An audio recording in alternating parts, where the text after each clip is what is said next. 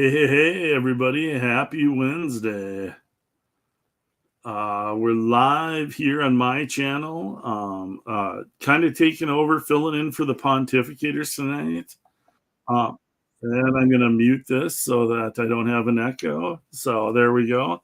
Only a mild echo, but thanks everybody for showing up tonight. We're filling in for the pontificators and the great Art T. Bear, who is the lead dog with the pontificators, but Art is deep at work with Black and White, and we all see how that book is turning out and how awesome it's turning out, so we understand, and just love him showing more and more art. But a few of us wanted to BS about all the goings-ons in comics right now, because there's actually a lot of stuff going on this week, which is pretty entertaining, and I've got one of my pontificator brethren right here, so I will introduce the great Rob Hunter, artist on Death Raider, and welcome, Rob. Let's make sure I click that. Welcome, Rob, eh? Happy Wednesday, man. On? Yeah. Oh, thank you very much. You know, it's a happy hump day, so you know we like that. Yeah, absolutely. Absolutely. No, it's there's normally Wednesday night it'd be a pontificators night, but we don't hit it every night because people get busy and got schedules and deadlines to hit, and we as comic freelancers understand trying to hit our deadlines. So we're very appreciative of that. I was sitting earlier with somebody just stressing out about their deadlines, and you get these gigs from editors you haven't gotten stuff from before, and all of a sudden it's like, 7 pages in like 5 days, and it's like, I want to get work from you again, so I guess my life just comes to a halt as I just crank through stuff for you to hit that deadline. And you know more about the brutal freelance schedule than I do. I had it, when I look back at it at DC, it was kind of brutal, but the stuff was so cool that like I'd be working on a regular thing, like it was a miniseries or whatever, or hey, work on this book, because they really would tell me to go here, tell me to go there, and it was always so cool. You know what I mean? It was like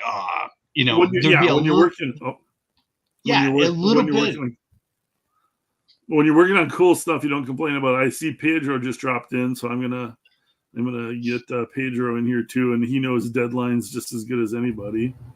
Hey, Pedro, what up, man? What's up, guys? Dude, what's going on? Hola from great. Norte Americano.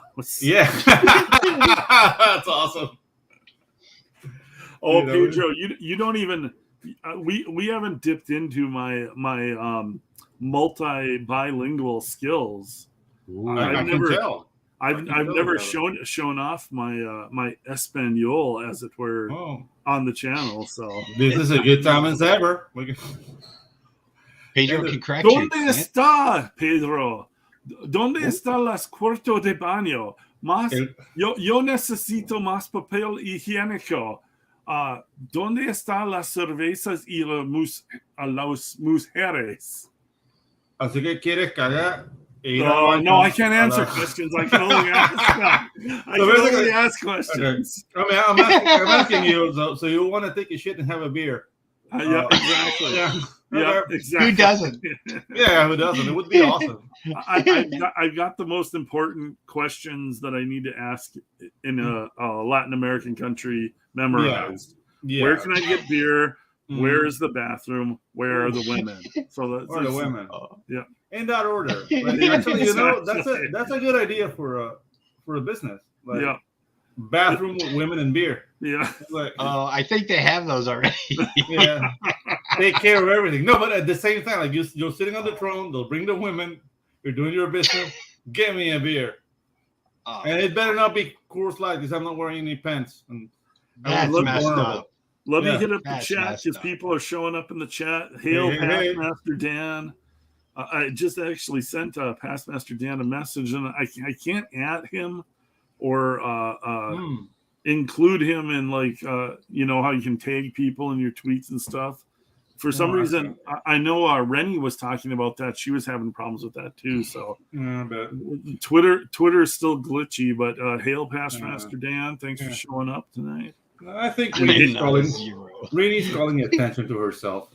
I don't know what she's doing. I don't know what she's doing. No, she's doing a fine job. She gets plenty of attention. I was appreciative. I was appreciative of being on her channel. It helped out the book a lot, but yeah. Oh no, don't get me wrong. I think Reenie is awesome. Yeah. She does something to Elon Musk or Twitter. Twitter hates her.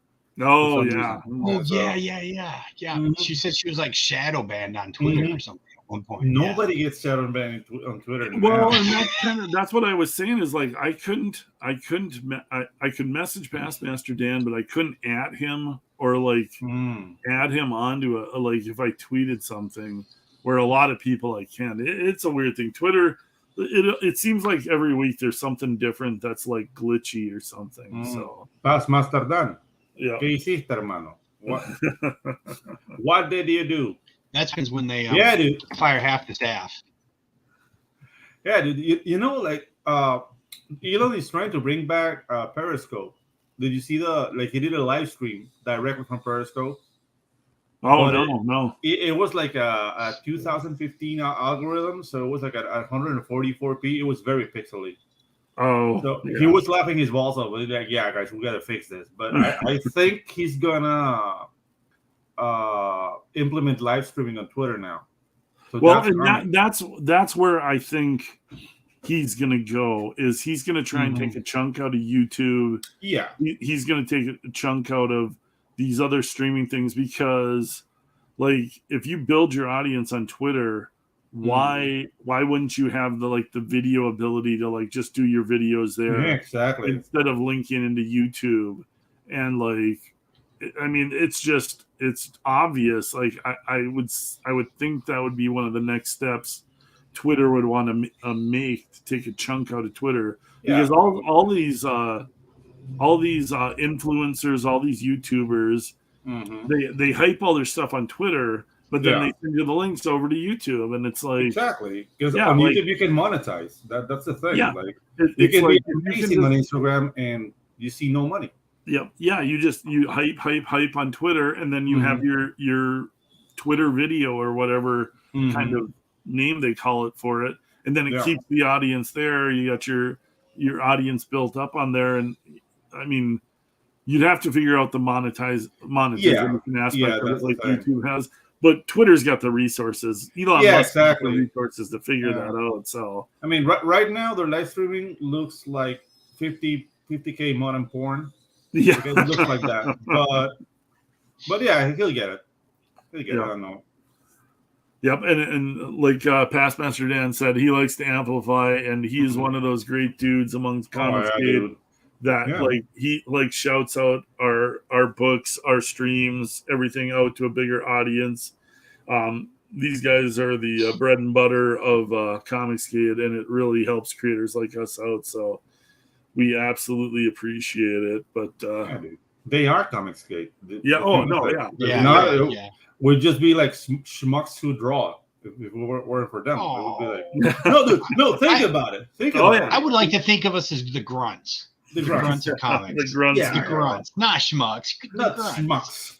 No, but think about it. If I've been called worse. Community, if we weren't part of this community, we'll be out there with the other guys just crying about like, why don't you pay for my art? Begging editors for work. Yeah. Well, exactly. Like it always like I see some of the young guys now, and they've got crowdfunding, they've got Twitter, and they've got YouTube. And like I hate to break this to you guys, but I'm a little past my prime. But God, you have to say it because I can notice. I just think about if I would have had all of these avenues when I was like 26, 27 years old, and just like the burning fire to just make it in comics. Clint, and I mean, like you're not making any sense. If this happened when we were 26, we'll all have AIDS by now. Just all being millionaires and just doing like it would be excess. Like it's better now that we're older and more mature and we can handle it. Or we would all suck. I think we would all suck because social media we would have wasted so much time on social media. Yeah. We would have never become good artists. Yeah, exactly. It's one or the other. Mhm. 50-50. Yeah. I think I would suck. I think with the energy, like I drew nonstop. Like I drew like literally. I think about all the pages, like the free pages I drew to show to editors and stuff. Yeah, I could have made books and books and books off all those submission pages that I drew. And if I would have just like focused on having these avenues, even if I wasn't a huge hit, like those books would have done well. Yeah, as opposed to just drawing stuff for free. Yeah, like you don't need to be a huge hit. Like I don't want to be the guy at the vanguard of the charge. I'd rather be on the line with the lance because, dude, you will get your killings. You know what I mean? Yeah. Like you don't need to be the guy at the look at me killings. Yeah, yeah. The EMP drops, we'll get those killings. Yeah, with the you know, like I think like we as CGers, we're like a charge. You know what I mean? We're going like through bashing through the York lines, and I'd rather be part of the group with my I'm not going to the York lines. They goes right in the middle of the Lord of the Rings, right? Yeah, exactly. I'm just fourth orderly guess, just like. But if you're like if you're one of these younger dudes, like in your late 20s, early 30s, and you want to be a comic creator, you've got all of the opportunities out before you. You know, it's like. If you're not making something happen, it's on you because exactly. Like you can make it happen. Like there are all the avenues open. So I'm going to tell everybody the same thing I told lots of people at cons. They would show me their portfolio and I'd say, you need to draw more. You need to work harder. Stop going to cons and showing your shit off and wasting your time at cons. You got to work harder. So I would say this, I'm not trying to be, contradictory to Clint, but I think social media is such a drain anyways that all those artists would, now I've seen a lot of artists who've made a lot of money because of YouTube and they suck, but they're not artists. They're YouTubers. Oh yeah. Who happen to draw. So if you want to be a good artist, you have to, you got to put in all those hours. I know what Clint's talking about. Clint's talking about the people who can multitask and I don't know who they are. So. Yeah, and like like the thing is I've spent 20 plus years doing all this stuff, grinding it all out. Yeah. And you so do wish there was that extra voice. Yep. Not everybody can do that, but then it's the opportunities available now. If you can do that, it is kind of my, there's a lot of people. There's a ton of people that flake, but so because I do think you're a special talent with. How you can draw, how you can mimic other stuff. Like you literally could have, you could have been juggling a YouTube channel and 2 different comic books at the same time, and just have a team of people working with you. So. I think I'm going to do at some point, I'm going to do a YouTube show and show how I mimic the styles. Because like there's certain styles I can do that I'm very good at. I have a name for the show, Clint. Yeah, what's that? Memories. With Memories? Yeah, with Clint Helensky. Yes, that works. Memories. That works. Yeah. There's nothing wrong. Yeah. Well, and speaking of memories here, let me see if I can. I gotta figure out here. Add to stream. Do it. There we go. Oh. So I liked when I knew we weren't doing pontificators tonight, I had to come up with an idea fast, and I just wanted to slap some art down so we could post something down, and it was Marvel DC Super Babes, hot or not. Okay. So like Brie Larson here, she got herself in some hot water a couple years back by trashing all of the white male critics. Yeah. And it's like, if you're that much worried about a critic, this is what I always say is like, don't worry about what the critic is saying about you. Just do what you're doing. And critics are going to say what they're going to say. Yeah. I take critics with a grain of salt because most people don't listen to them anyways. But she got all bent out of shape about that. But she got a lot of flack for it, and it was what was it, the Jimmy Kimmel show when she hosted and she had the low cut shirt on. And now this new trailer for the Marvels, and this has apparently been the most viral image coming out of that new Marvels movie. And it's like Brie realized she kind of stepped in it, I think, and she's trying to kind of make amends somehow. It's like, okay, I know I said some annoying stuff, but just remember I'm cute and I have big boobs. So it's like please show up for my movies again because I want to keep having a career. And it's not subtle. Like that is not a subtle image that they focused in on the Marvel trailers. I like Michael Clark Duncan on the Green Mile. Never again. Never again. You squandered the gift. Never again. So you don't forgive her, no matter how. No, okay. Not only that I'm like Michael Clark Duncan. She classifies as a young old lady to me now. Yeah, well, no, she's not young anymore. Yeah, exactly. I agree. And no, not interested. Sorry. I think she still looks nice, but I think she did a lot to damage. Like she got a little too big for where she hadn't really sold that many movie tickets yet. Yeah. And if you're gonna have that much attitude, you know what? When she was hot, Scott Pilgrim. She was hot in Scott Pilgrim. And I mean that was like over a decade ago. Yeah. So hail Randy in the chat there. Hey, what's up, Randy? And Jimmy Reyes. Yeah. Oh, someone Jimmy Reyes thinks he can say that. Yeah. His name. I don't know. Does Jimmy want me to come in here? I was actually going to ask Rob to send Jimmy a link, but maybe I dropped Jimmy a link. Well, now Jimmy, come in here and say it to my niece. Wow. Hey, Pedro just getting uppity out of nowhere. Man. Yeah. Hold on. Past Master Dan is talking about Amarok. I don't even know what Amarok is. He said, have you seen the kids work on Amarok?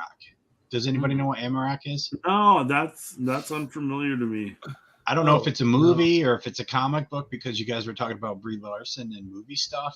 Probably, but no, I haven't seen Amarok. No, it doesn't ring a bell. No. Yeah, I don't know that one. Yeah. I dropped Jimmy a link if you feel like popping in. He says he's not home. Not home. Yeah, he's not home. No worries. So he just dropped in so we would talk about Dragon Rage. Dragon nothing but love, Jimmy. Drive safe. I go all the way to your house, okay? He Dragon just Rage still in demand. Promo. It's the Rage of Dragons. Yeah, it's the people controlling the power of dragons with beautiful art by Jimmy. So if you haven't checked it out, that look looks awesome, dude. I think it's about dragons smushing people, right? Yeah, I mean, so dragon humping, I would assume. Oh, sexy dragons. Yeah. So like that's dragon, rage, like dragon hate banging. You know, you grab the dragon by the horns. Oh, come on! The kind of sex thing that chafes. You know, just you go sore. Yeah, that's really how they get the dragon power. Sorry, dude, but you gotta have sex with. You need all those scales because otherwise there'd be a lot of dragon chafing. I would get dragon chafing. Poor dragons. Nah, dude. Jimmy, but no, I like this image. I like this image of Brie Larson because it's I do too. It's unadulterated. Like here, everybody look at my boobs. Yeah, and, you know, like she's got the shoulders popped and like the tight tank, and it's like, all right, I know I pissed a bunch of people off, but I still want to have a movie career. Yeah, and it's really hard. It's really hard to look at her face on this. Yeah. Well, she saw that royalty check from Captain Marvel, that $1 billion, and she's like, "Oh, I want a media empire like all the other ones." Yeah. She's like, "Oh, what did like Chris Evans and Robert Downey Jr. get in their last movies? Oh, $50 million. So yeah, I want to get my trilogy of movies too." Yeah. Thanks for showing up. Hail to the chat. Chris Evans is jumping. The link to Amarok. He's jumping around on doing streaming movies, so he doesn't even have to have that, those disappointing box office returns. No, He just gets a giant check, and it's on streaming, and all of these Marvel actors. I think Chris Evans has something to prove because he's no Robert Downey Jr. So Robert Downey Jr. can relax, but Chris Evans is like, no, I need to make movies. People love me. But like, none of them are hurting for money. Like Chris Evans. Have you seen Robert Downey Jr. lately, though? He looks like someone's old grandpa. Yeah, he went from Tony Stark to some old dude who was a drug addict. Yeah, he aged rapidly once Endgame hit. Like, maybe okay, I'm done.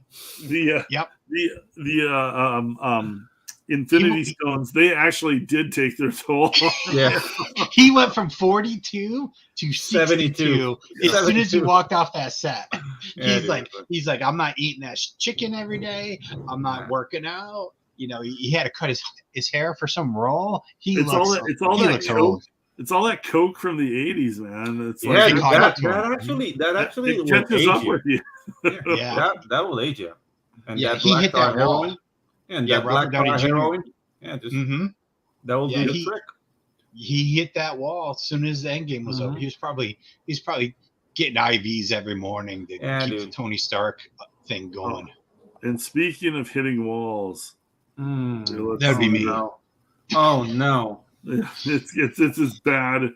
It's as bad as you can imagine. If I can just find it and figure out how to share it. The suspense. It's every bit. Speaking of hitting walls, there was my segue. Oh, dude! Like it was when I knew we were going to do pontificators. There was so much like juicy stuff out today. It was like I was glad when me and Rob talked about doing a show because there's too much juicy fun stuff. Like how do you not make fun of this? Like this is T-ball. This is T-ball, except you're like 25 and you're playing against like 7-year-old kids. Like, with the way Whoopi looks, she should go to Jamaica, learn to cook, and say, "Yeah, child, I got your sauce down here." She's like, "Stop it, Whoopi. Nothing is working. The view sucks." And this comic book, no. You got the beginning of that right. Whoopi should go down to Jamaica and just pick up a bunch of heavy rocks. Yeah. And then just walk into the ocean. Exactly.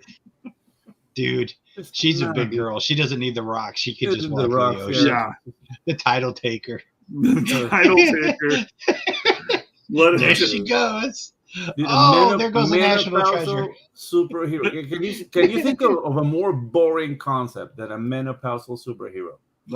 Wait, don't say that, Pedro, because you say that Marvel's going to release 2 new books. They'll come up with it. Yeah, we're gonna talk about Jim Lee as try and president. talk her into being the new Wonder Woman or something. Jim Lee's gonna be like, "Wait, hold my coffee. I got you, B. Hold my beer. Not some. You want boring, Pedro? We've got boring. We got boring for you. Oh, Brianna Sidoni. Oh, that's. Oh, I did not know that about. Brianna Sidoni is all in here. That might explain her a little bit of attitude. She hasn't completely assimilated to America. But here's what I want to say for you guys. Like, you guys are freelancers like me. Like, we take gigs when the money's good. Like, it's like you take jobs. So there's a creative team. It's coming out through Dark Horse. Ooh. Like you're like, you've got editors that there, and they're offering you the Whoopi Goldberg book. Like, there's an artist who's going to draw this crap, and the artist's not bad. It's probably like the artist, like he did probably as good a job as he could do with that pie of a face there. Dude, but you know what is nightmare fuel to me? Getting notes directly from Whoopi. Oh God, yeah, dude. You're not getting notes from her. You're getting notes from her assistant, and she looks over stuff while she's doing something else. And tells her assistant to write the notes. So her assistant has to interpret whatever she was saying between cookies. Yeah. Ted Danson does that shit like the Matrix, man.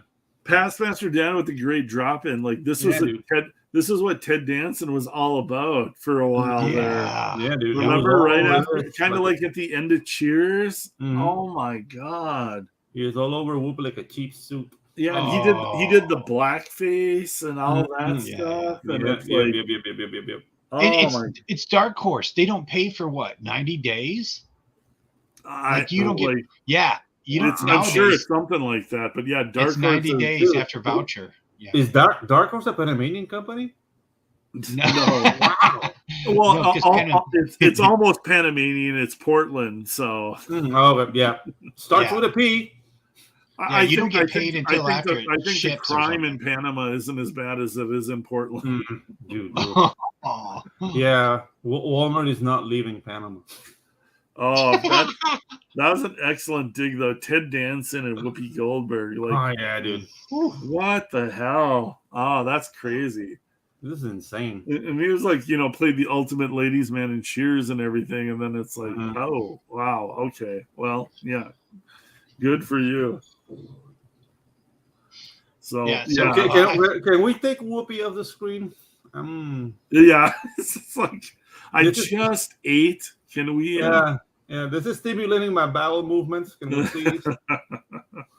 So I've got something better than that. Let me. I gotta stop screen. I gotta figure out the switching a little smoother. I'm switcheroo. Not only did I do that, but I actually stopped my screen. So I'm doing great here. You're doing great. Two things at once. I'm making art look like the best YouTuber of all time. What are you talking about, Cliff? This is running smoothly, sir. So okay, I'm gonna jump back a couple days when everybody got all worked up. So we're building to some of the girls that are playing the new characters. There's a bunch of new girls coming out as some of the Marvel characters that have been rumored. So this is the one that I was most excited about. I'm a huge That 70s Show fan. Yeah. Love Mila Kunis. It felt like just like perfect casting. Yeah. No, I mean, this is a troll. This has to be a troll. I mean, Mila Kunis is a lovely woman. I think it was a combination of two things, just looking from the outside. So she said on one of the late night shows that she had went out to lunch with the director for the new Fantastic Four movie. Okay. And so that got into like the whole TMZ, Mila Kunis out to lunch, Marvel Fantastic Four director. Gotcha. So then all the YouTube shows got a hold of that. And it's like, a lot of YouTube shows, it's clickbait, Yeah. What can we do? We're not, her as Sue Storm, not a big deal. Mila Kunis is the thing. That's genius clickbait. Because that made the rounds for about 4 days. Everybody argued about it. And it's like, at this point, it's a realistic possibility the way they've cast these movies. So I don't know. Like, I don't see her as Sue Storm. Like, they tried that with Jessica Alba, lovely woman, but she's not a blonde, and she looked a little bit ridiculous. Well, and that's the thing is, she said she's not in the movie. It was just she literally like. Actresses go out to lunch with directors and talk about future projects or their friends from previous movies. However, that whole Hollywood click works. So that's all it really was. I don't think she was cast. Those 2 a.m. meetings with candlelight. Yeah. I don't believe anything they talk about now ahead of a movie, because remember all the hype that they had for John Krasinski being Mr. Fantastic, and then it was Reed Richards, and it was like absolutely nothing. It was a stupid Doctor Strange alternate multiverse BS. So I'm like, F those guys. Now they're they're literally throwing clickbait out there, just trying to help promote their movie without having to spend $10 million. So. But having said that, Mila Kunis is a lovely woman.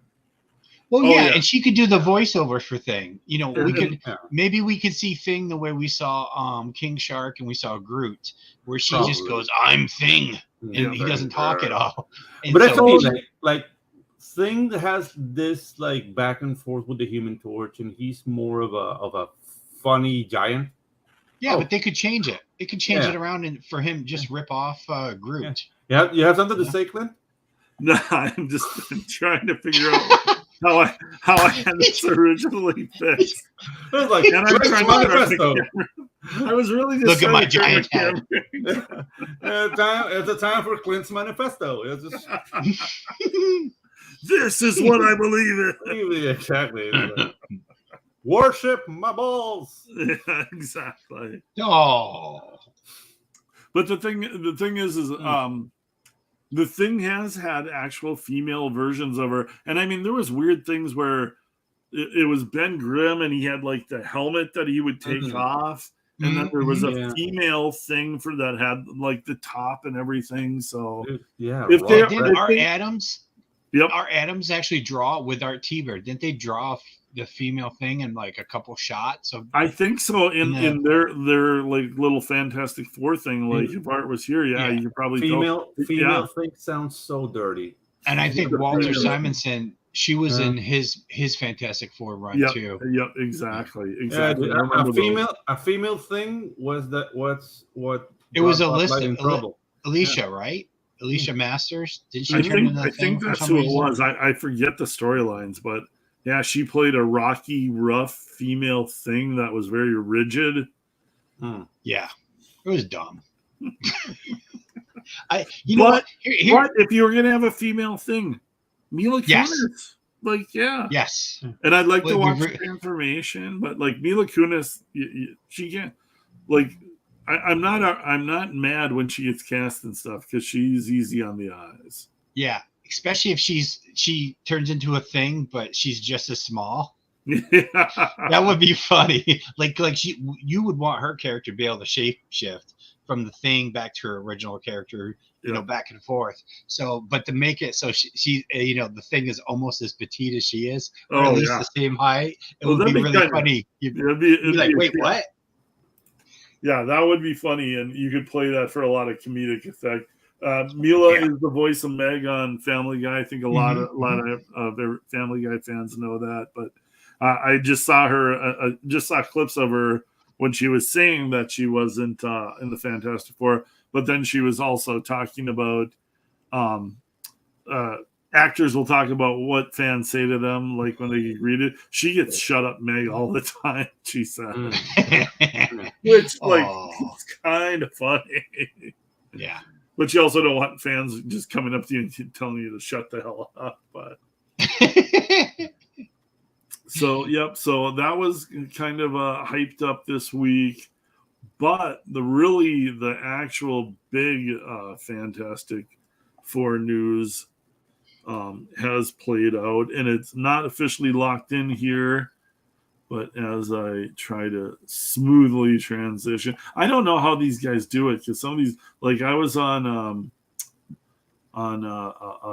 Bancroft's channel, and it was like he just like clicked in and out of stuff and was talking and segueing at the same time, and like I'm trying to do this shit, and I'm like, Jesus Christ, this is terrible and awkward and not really pulling it off, but. Oh, there! I clicked it, and it's like, he's talking and doing all this stuff. Like it's an art form, kind of like segueing back and forth with this stuff and having everything dialed up. Oh, jeez! I don't know. I don't know if Margot Robbie is the one for the job. She's already is that the blonde? Apparently, anybody can get into this Chad here. Yeah. So all the riffraff. All the riffraff is sneaking in this channel. It's a respectable channel here that I'm trying to run. Yeah. Let's close this down. Let's close it before it gets too rough. Yeah. Before they close us down. I'm not exactly sure which of these bitches he wants to thumb. It's unclear. He has two thumbs. So it's the light. Is he saying? Yeah, I forget the thumb up. He's missing the thumb up. This thumb up. I forget to say like the channel, subscribe to the channel, like the show. But yeah. So now for Sue Storm, this is not a terrible choice in my opinion. No, but the thing is, he already was Harley Quinn. So they've killed that. They've already killed Harley Quinn's story and branding. And I think DC runs 3 movie contracts. I think is like if you look back at all of the main actors, it's been 3 movies. Even if they're just a bit role in one, it's 3 movies. Yeah. I think her contract was up with DC. Oh, okay. And I don't know that she was necessarily interested in coming back other than for a buttload of money. And I think that's what they're trying to get away from with James Gunn. I think they're trying to get younger actors they can get for cheap and keep the budgets within a certain level. So for Margot, this like financially, I could see this being the right step for her. Marvel's way better pay grade. They like established popular actresses and actors. And they're more organized. Yep. DC Warner Brothers seemed like they were a train wreck. Like you never knew when the movies were getting made, when they were coming out. Look how long it's taken for Aquaman 2 to come out, and that made $1 billion. You know? Yeah. So and they kind of ruined it because I don't think Aquaman 2 is going to make nearly the money that the first one did because they kind of screwed up the whole universe. And it's like yeah, exactly. Like why instead do of we care about focusing on Aquaman what was now? working, they scrapped the whole deal. Yeah, I realize what you were talking about, Art. It's I have more appreciation for you running the show now because it is not an easy thing. These Clint, you're doing an segues and awesome job, videos, sir. Pedro talking nonstop, and like you can only understand part of what he's saying. It's difficult. So I can switch to Spanish. If anything, this just makes me appreciate Art that much more. So, but again, Margot Robbie, picture perfect for Sue Storm. I want a little bit, even a more American accent out of her because Sue Storm is like prototypical American girl, you know. Like she does the New York accent kind of thing in some of the movies, and she's done that with Harley. She does that New York accent. I want like a Midwest accent if you're gonna like really play Sue Storm to me. Do you think she's actually going to, or do you think this is just Marvel trying to drum up cheap press? It's cheap. It's easy cheap press. Yeah. I don't know if the girl that I thought that they would pick, even though she's kind of a Warner Brothers girl, is that blonde, the younger blonde on Euphoria that showed her boobs a bunch. I don't know who that is. I'm trying to think of her name. Cute girl. It's the thing is I always say this is once a younger actress like shows her boobs, she usually gets 3 or 4 or 5 movie roles after that because I swear to God, I think they have it in their contracts. It's like if you'll show your boobs, then you're guaranteed this many movies. Yeah, it's 2 movies per nipple. Yeah, exactly. Exactly. So I have a question for you guys. Did you guys watch Ant-Man Quantumania? I haven't watched it yet. It's actually really cool. I liked it. Oh, is it good? Okay, that's Did you? But I already knew going into it that MODOK was a joke. Okay. That wasn't a surprise to me. So I'm like, he doesn't look good. I was surprised by MODOK, and I would have liked. I would have liked a little bit more sinister looking MODOK because, like Kirby always drew his face so maniacal looking in that screen, and then when they showed he's the leader too. MODOK is kind of the brains behind. I mean, he's got a giant head. Why isn't he the brains behind? The story. But so Past Master Dan says that Guardians of the Galaxy looks like it's going to bomb. I like the trailer. I mean, the critics are bashing it. I don't listen to critics. The critics are assholes. I don't listen. They always suck. Like they're saying, like the movie's not good. That movie's not good. I think just the momentum it has with mainstream audience that aren't diehard. That the thing is, if once you nail down that mainstream audience that aren't the diehard fans, like diehard comic book fans, whether they hate it or like it, they'll probably go watch it just so they don't get spoilers. They want to know what happens. Yeah. And the mainstream audience, if you get them to show up for it, you're going to have a hit. Yeah. So if you can Yeah, The critics are going after press, I man. think That's what's happening here. This summer, I think it proved that people, especially if they have to take their kids and it's a big family, they're not going to go to the movies just to watch an okay movie. They went to the movies to watch Top Gun 2. They are not going to go to the movies if the movie's just okay. So if Guardians of the Galaxy is better than okay, they're going to go. But no one's dropping $100 in this recession / depression. Yeah.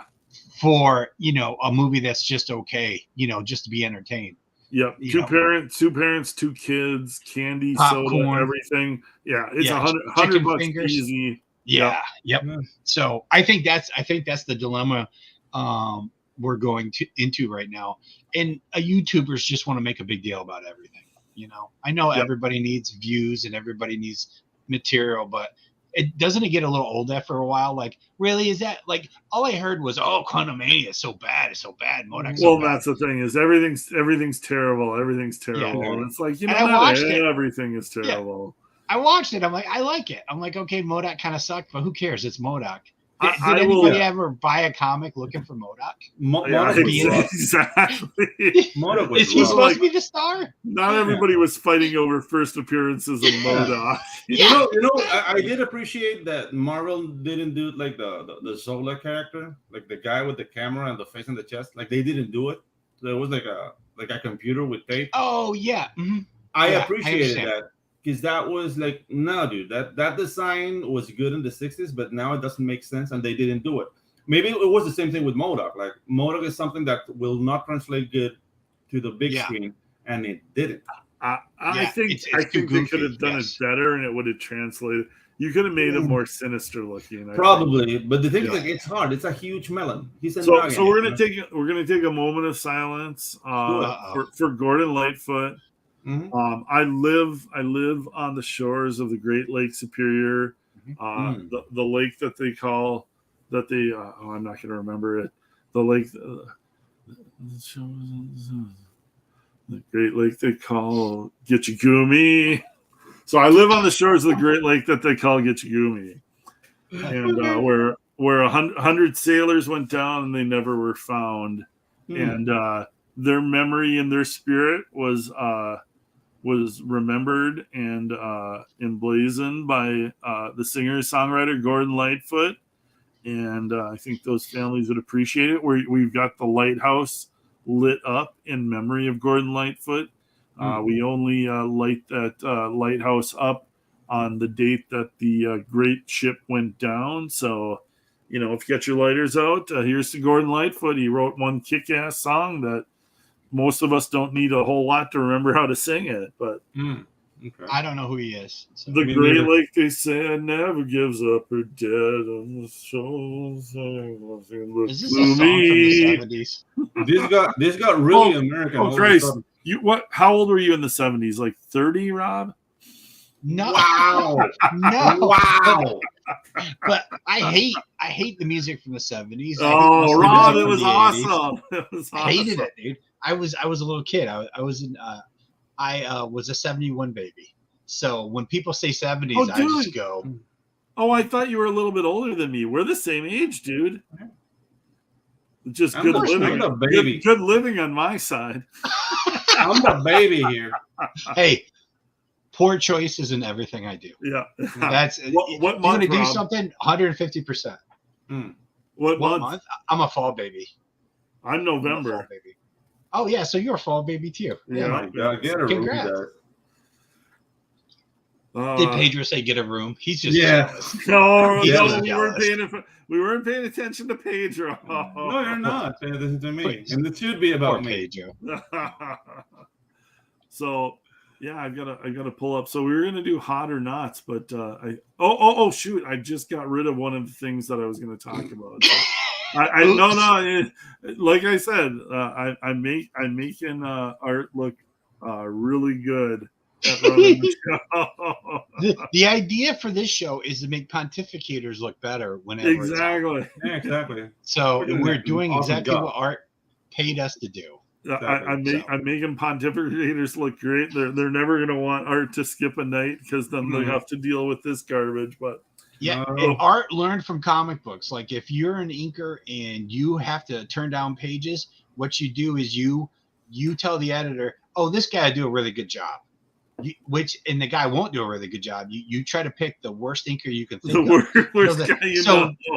So that inker does a horrible, shitty job, and then when you come back next month, you look fantastic. Exactly. That is work security. That is that's the gorilla smear. Yeah, I like that is how you need to be thinking when you're working in the comic book field. Definitely. I mean, dude, you could see it. You could see. Well, I was told on Wolverine that they said Wolverine sells no matter what, so that's why they would put all the new guys on Wolverine. Oh, and I would just be like, yeah, but don't you think Wolverine could sell more if it actually looked good? I mean, because this was the time period when like Jim Lee was doing Uncanny and Silvestri's doing this thing. Remember how there's that point where right after all those guys left, and like Laniel Yu ended up being great, but his Wolverine was awful in the beginning. It was like, look at the statues being moved around the comic book panels. Well, this might be blasphemy, but when they relaunched Wolverine in his own series, and I love John Buscema, he was not the right artist for Wolverine. No. Like, look at Wolverine's in the 60s all of a sudden. Yeah. It's like... Hey, we're getting a complaint from Randy Howell here. I don't know. Read my mind. Yeah. For dummies in the 70s. Look how dumb people were in the 70s. Look, they could barely make it to the moon in the 70s. He's got a point. He's making a point right here. I think Pedro was talking about taking the shirt off later on. So how many movies would it get per nipple though? That's the thing. What exactly are you? What exactly are you looking for? I need to hit my goal so we can start getting some super chats and get Pedro nuded up here. Yeah, dude. I mean, Randy wants to see that. The hot or not list for exactly for actresses. I think that's what he's talking about. Yeah. The hot or not list. The super babes. It would be awesome if I actually had. Waiting on. It'd be awesome if I actually had a hot or not.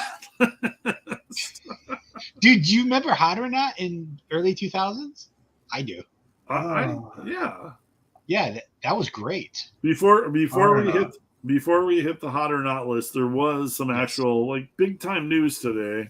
We're gonna hit that first, and then it's gonna allow me to actually pull up a hot or not list. Business first, party later. But this is actually not a small deal, and a lot of people were speculating on the way this was actually going to go, but Jim Lee re-ups DC and promoted to president. So, and they actually make a pretty good point. I mean, that's a nice picture of Jim Lee and everything there. Yeah, that's a nice smile. Someone's trying to get a Batman gig. Yeah. It's like, Jim, goddamn, Jim, you don't look a day over 25. But they make a nice point in here is Lee, one of the most recognizable names in comics, has been a reassuring presence as the company has navigated choppy corporate waters that would have given even Aquaman shivers. Nice. As one of the heads of DC, Lee has seen succession of owners from Time Warner to AT&T to Discovery, with various mandates pushed down the company one way or the other. So, more than anything, I think that's probably like the biggest point in here is like Jim has navigated like everybody else around him that came over from the New York move. They're gone. Everybody's gone. Yeah. Jim has navigated bumpy waters. He's kept the company kind of like, you can debate, what's coming out of DC and everything, but the company is still kind of stayed steady all throughout. Whether you like the content they're putting out, a lot of people don't. Their sales kind of show that. But I don't think the overall, when you're looking at it from a corporate structure down, I don't think anybody's looking at DC like, oh, they're going to be a big money maker for us. Like DC is an IP farm right now. And like the movies are what matters, and using these IP farms that are corporate wise are insanely cheap. Like Jim is by kind of by Hollywood standards. Yes, by Hollywood standards, it's so comic cheap. books are cheap. Comic book industry is cheap. If you can take one storyline and turn it into a movie that makes 800 to $1 million, opening box office, those numbers that Marvel is achieving and DC has gotten close to. Yeah. The second they can do that with one of the DC storylines, DC is a complete success. Everything Jim Lee has done for the last decade, huge success. Whatever they're doing with the individual characters in the comic books is irrelevant. You think he's playing the long game? Yeah, I think Art talks about how Jim was even good at navigating doing comic store signings. How he said Jim told him, don't tell fans that we're closing or we're leaving. Make the comic book store owner tell the fans that in an hour and we're gone, or this is the last signature, or this is the last sketch. Never be the guy bringing you bad news. And I think Jim has brought that to the corporate world at DC. Jim, because I've heard that Jim is the quiet guy sitting at the table when they're having the meetings, who doesn't really bring up and he doesn't really say much. Jim is just watching all of his compatriots just get, shot out, fired. Yeah, they're getting pinged off, and he's just kind of hanging out, drawing his covers. When someone asks him a specific question, he probably gives them a very neutral answer, and then goes back to his office. And dude, the way that I see how Rob Liefeld looks at the industry and kind of thinks of it as kind of a joke. 1 minute, he's the darling, then everyone hates him and he thinks, he's a joke. And then he's the darling again because of Deadpool came out and now he's a genius. I think Jim Lee is guy who goes, Jim is that guy in the corporate world knowing whether things are way up or way down. If he can still collect a salary, a fantastic salary for being management and still draw covers, he doesn't give a shit what happens at DC. Exactly. They can crash and burn, but as long as, like Clint just said, from a corporate standpoint, DC is cheap for IPs. Jim knows that as long as he keeps his mouth shut and just does what he's supposed to do, his check keeps going up and his lifestyle keeps going up. He's not sticking his neck out to start a brand new Wildcats book, a new Wildstorm launch. He's not doing that. He's going to let someone else say, oh, dude, we got Jim Lee here. Let's get his opinion on why we should do like 8 new, Wildstorm books for DC. And he'll be Jim's in the perfect spot, and he knows how to navigate it. Yeah. And like the thing is, don't rock the boat. Like when the boat's cruising down the river, like don't rock the boat. It's like no. Like Jim's put in the work. Jim is untouchable as an artist, as a creator. He is probably, if not, depending on your opinion, he's top 5 greatest artists of all time in comics. And it's arguable that you could say he's the best. He is one of my all-time favorites. Yeah, mine too. Yeah. Oh. Sales-wise, commercial-wise, everything. He's top of the game. Now, as running the company, as editor, you can, there's a little wiggle room for there. But he makes sure he's never an editor. He has made sure he's never been an editor. Yeah. You can't blame him for anything. That's the thing. That's the thing is, man, the editors underneath him, they've got to be busting their asses because Jim isn't doing that shit. Like Jim is like, I'm president, like make this shit happen. Yeah. And like I don't know him personally at all, but I get a feeling that he's a bit of a taskmaster. And like he's breathing down those guys' necks. So like I'm sure the editors at DC are working overtime to kind of keep the ball rolling in the right direction. Well, do we even know what a president of DC Comics does? Collects checks. When you're an upper executive of a comic book company, like you like do a little overseeing and like this and know that and like you get broad ideas and you're like let's but it's like it's got to be one of the cushest jobs on the planet. Being the editor-in-chief of Marvel, editor-in-chief of DC, those have to be two of the cushiest jobs in the world. Yeah, you can always blame someone else. Well, I know that when Joe Quesada, when he became editor-in-chief of Marvel, the first thing he did was fire anybody who was a contradictory voice to him in editorial. Exactly. So, you know what I mean? Like, you're just like, oh, hey, you always disagreed with me. You're out. You're fired. You know, pack your shit. You're gone. Fired. You're like, wait, that guy might have had some good ideas. Joe doesn't give a shit. He's like, man, I'm gonna ride this check for as long as I can. I'm not editor-in-chief to make good books. I'm editor-in-chief to get an editor-in-chief check. Yeah, to collect checks and make sure everything stays. For you to tell me all of my ideas are great. Yeah. Collect that check and make sure nothing catches on fire. What we're gonna do is while I'm editor-in-chief, we're gonna make sure there's no fires, and if there's fires, we're gonna put them out. And I'm going to collect my check, and that's it. You guys do whatever you want. So Randy's got a good question here, and I mean, I think we kind of all have our own views on this, but like superhero movies have totally enveloped comics over the last since Iron Man, really, since the first. I mean, it goes back farther, but like the Marvel cinematic, like it really showed what you could do turning these comic books into movies. So the superhero movies on the decline. And I mean, I would say that's a legitimate statement. Marvel movies are not making, I mean, Thor Love and Thunder was god awful. Yeah. Oh, so bad. So bad. Depending on how you feel about Ant-Man, it didn't do the numbers. And it's the third Ant-Man movie. It's like, who would have ever thought there would have been a third Ant-Man movie? Yeah, but, you know, with the way things are going, like the movies are on the decline.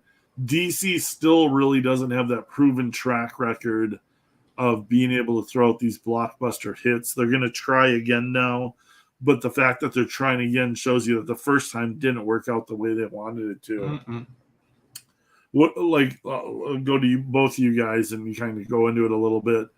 Would you see the comic book companies going away if the movies don't drop off? Because the movies didn't help comic sales at all. In fact, I think the movies hurt the comic book industry. So I don't think it matters. Could they possibly look at it and go, DC, why are you printing? Because I don't even know how many books Marvel or DC prints. But could they say, okay, chop what you print by half? Yeah. And then just, okay. But we also don't know what the merchandising numbers are. Like, because think about it. If the merch numbers, if they're really high, the movies are going to take all the credit for it. Well, the movie's out, so Ant-Man's selling or whatever.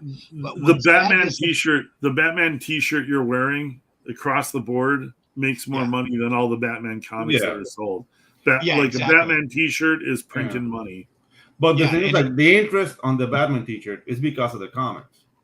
And the thing is, like, if you stop putting good comics out, it's gonna become a death IP like Looney Tunes. Like, who wears a Bugs Bunny T-shirt today? And that's the thing. That's true. That's true. They really killed the Looney Tunes brand, which was hugely popular. So that is accurate. Yeah. So the thing that the way I see it is, I don't think neither Warner Brothers or Disney are gonna sell Marvel and DC just because of the fact that they can sell T-shirts and whatnot.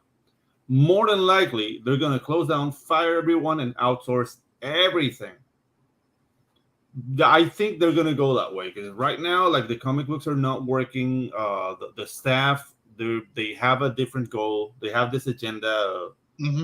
Love me, love my ideas, and love my view of the world. And they're not telling good stories. Nobody's buying these comics. The IPs are suffering. Dude, who gives a rat's ass about Captain America right now? You don't even know who Captain America is today. It's really like, it's diluted. They're diluting the brands. And if things keep on going, because right now the movies are taking from the new Marvel and it's showing in the box office. You know what I mean? Like, I think they're going to be, I think there'll be lulls. It's just, it's made too much money.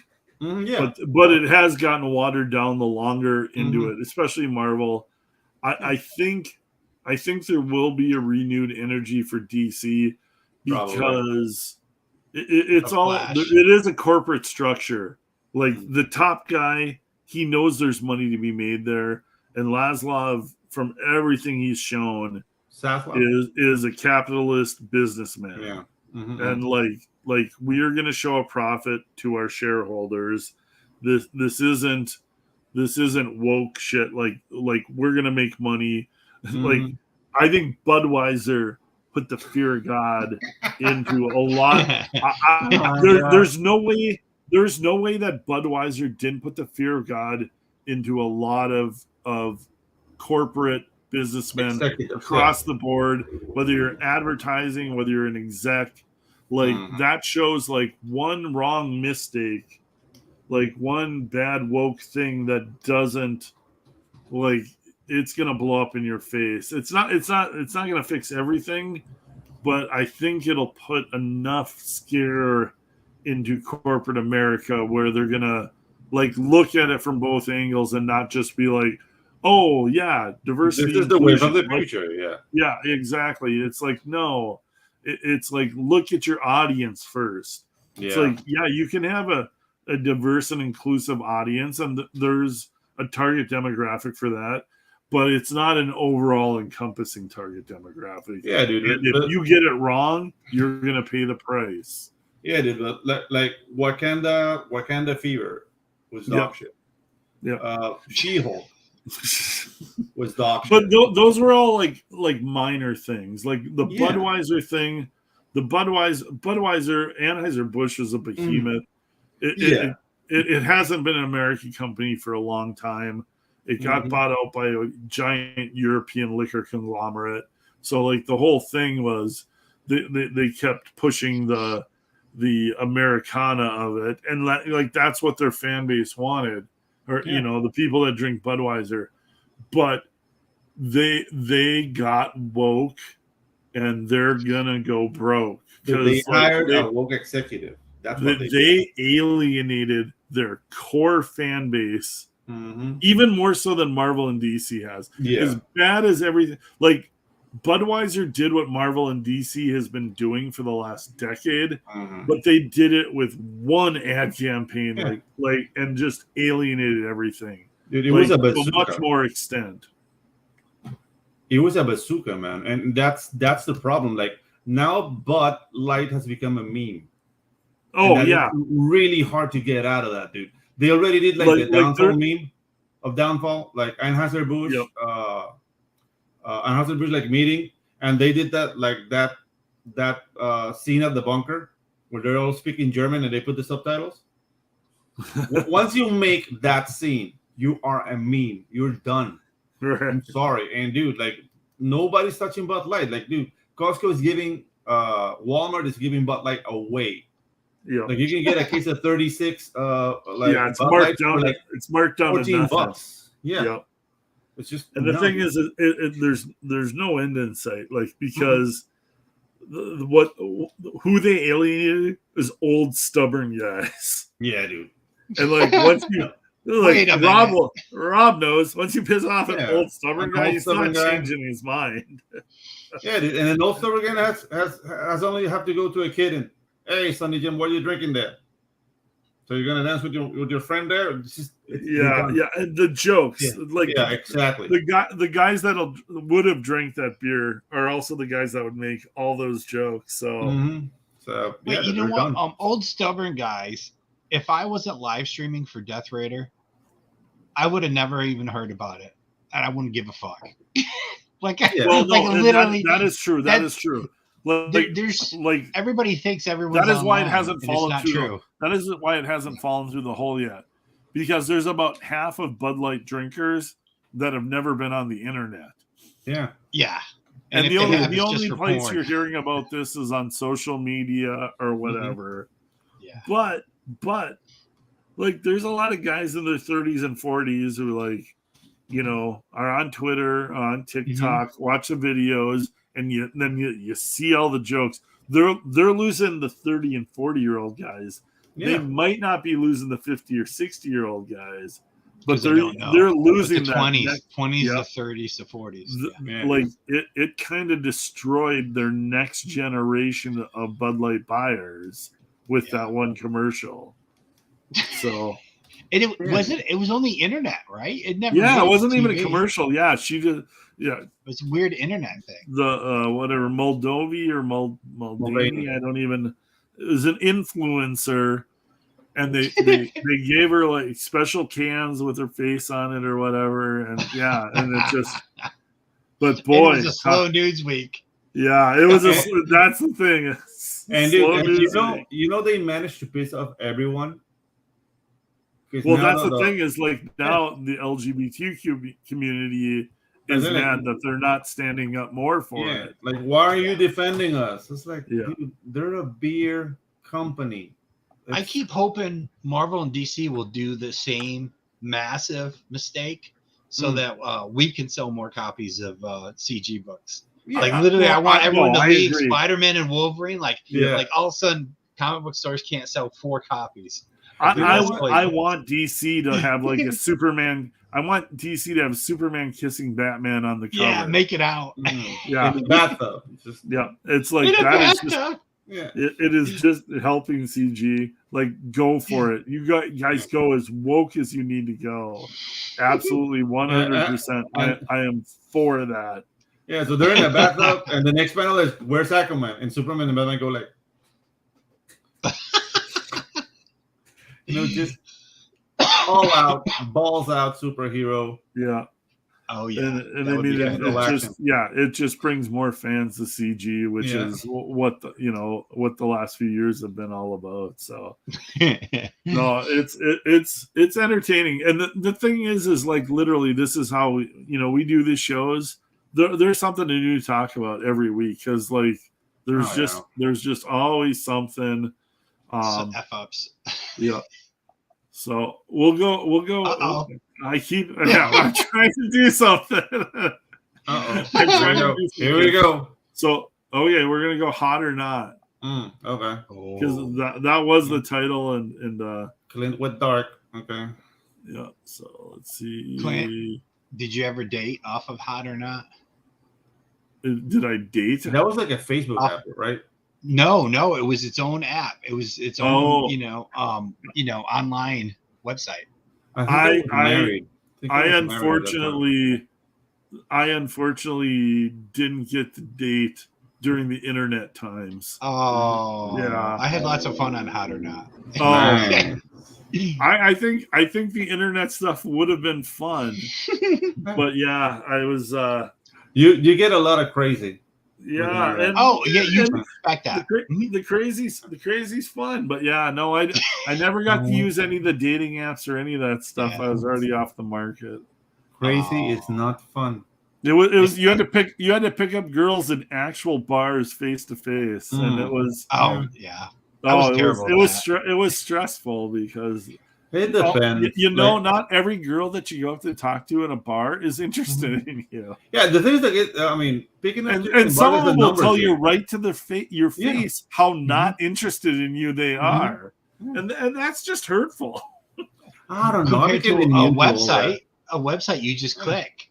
You click on 100 of them. And that's 10 of them. 10 of them email you back. These girls are on the website because they're looking too, so you at least know they're looking. Yeah. In the bar when you're drunk off your ass and you're just looking around, it's like, that girl, she's probably interested in me. And then you go up to her and find out how not interested in you. I became immune to all that. I just came in negging everybody. Oh, if she had a scar in the forehead, like, what's that? What's wrong with your forehead? Exactly. I just go there and like, he doesn't find me Pedro's mean. And he's mean. But then we go like, he doesn't find me attractive. I have to convince him, and that's how you're in. See, and I didn't have those kind of moves. I just like Pedro's the Professor X of the dating world. Yeah, you gotta nag them. Gotta let them know they're not important. He rolls in with a wheelchair. Yeah, I didn't have those. I'd stroll up to a chick at the bar and I'd tell her that I have a mattress in the back of my van. And I almost got robbed. Dude, that was close. That will work. It was that close. Dude, so close. Okay. And it was one of those old. It was one of those old ratty mattresses that like you get out of your hunting shack. Nice. Like just like there's no sheet smelly, or nothing. dirty. Like the corners would be chewed, and there'd be like just like the gnarled up like stuffing sticking out from rats and stuff. With a little bit of mold. No, none of them went for it. It was the weirdest thing. That's too bad, dude. I'm sorry. So hot or not? Hot. Yeah. We'll go hot or not. I think Elizabeth Olsen is hot. Yeah, she's hot. She's definitely hot. She's hot. So, and this proves my rule earlier. Elizabeth Olsen and Old Dog. Or no, was it Old Dog? Or oh yeah. Old Boy. Old Boy. It's It's creepy the plot. But the nude scene in it, she like that's all Scarlet Witch there. It's like yeah. And that's my whole theory of these girls when they sign up for a role where they show the goods, then they get multiple contracts in movies for afterwards. They prove that they really want to be a star. The redheaded chick from Baywatch, she showed her goods. I can't think Erica of her name. Leniak? Erica Leniak, yeah. No. That's geez, you're going back to the 90s. Whoa, wait, dude, that was hot though. No, it was, but the newer chick, she's in Mayfair Witches. What else was she been in? She was in 2 of the Rock movies back to back. She was in the one where like California falls into the sea. Oh yeah. Yeah, that pretty girl. She plays the Rock's daughter in that one. Yes. It's like San Andreas. San Andreas. Yeah. Oh, okay. Yeah. Alexandra or it's like Daddario. Alexandra Daddario. Yeah, Daddario. Yep, that's the girl. Yeah. Like she good. Yep, she showed it in the Woody Harrelson Detective. Oh, True Detective. Yeah. And then all of a sudden she got a ton of movie roles. So I think that's kind of the way the Hollywood movies work is like if you're one of these younger gals, we'll put you in a good movie. We're going to put you in a good movie. You're going to have a nude scene, but then you're going to be guaranteed these movies afterwards. And then if those movies do good, then your career keeps kind of moving on. But it's almost kind of like this hoop these girls have to jump through is like, you're going to have to do a nude scene. Yeah, dude. Like, I don't know. I didn't like the movie she was in, but it was one of those like Harry Potter style, like, oh, this is going to be a big franchise. Jackson. Percy Jackson. Yeah. And those weren't like super serious movies, but they like Harry Potter kind of fun fantasy movies. But that's like a gamble. Like, dude, if this hits, this is another Harry Potter. So landing one of those roles, it's like, she showed something. Yep. And like she was good in that movie. No, every time. She was too hot for a Disney movie. She was too hot. You're like watching her going, why is she in this movie? She's too hot to be like the Disney, girl. Yeah, exactly. You're watching the movie, like, my pants are tight. Yeah, she showed something to the mouse. It's like, let me see that thing. Dude, I think she was like 16 in that movie. Yeah, and she had to be young because she's only like about 30 now. And it's like those movies are like 10 years old. The Percy Jackson movies. They're that's been a while since. Yeah. So next, and this is an easy one. I mean, hot or not, she was hot until she did the second. Well, she was hot. She did the Harley Quinn movie. And that's the thing is, you look at the 2 pictures: hot crazy chick and crazy bitchy chick. Femme chick. Yeah. I don't know. Didn't Joe Dirt banger? Didn't Joe Dirt banger in the first Joe Dirt, or was it another? What? Chick? Yeah. I don't know what Pedro just said. I didn't see Joe Dirt. I don't either. Who banged her, Pedro? Joe Dirt.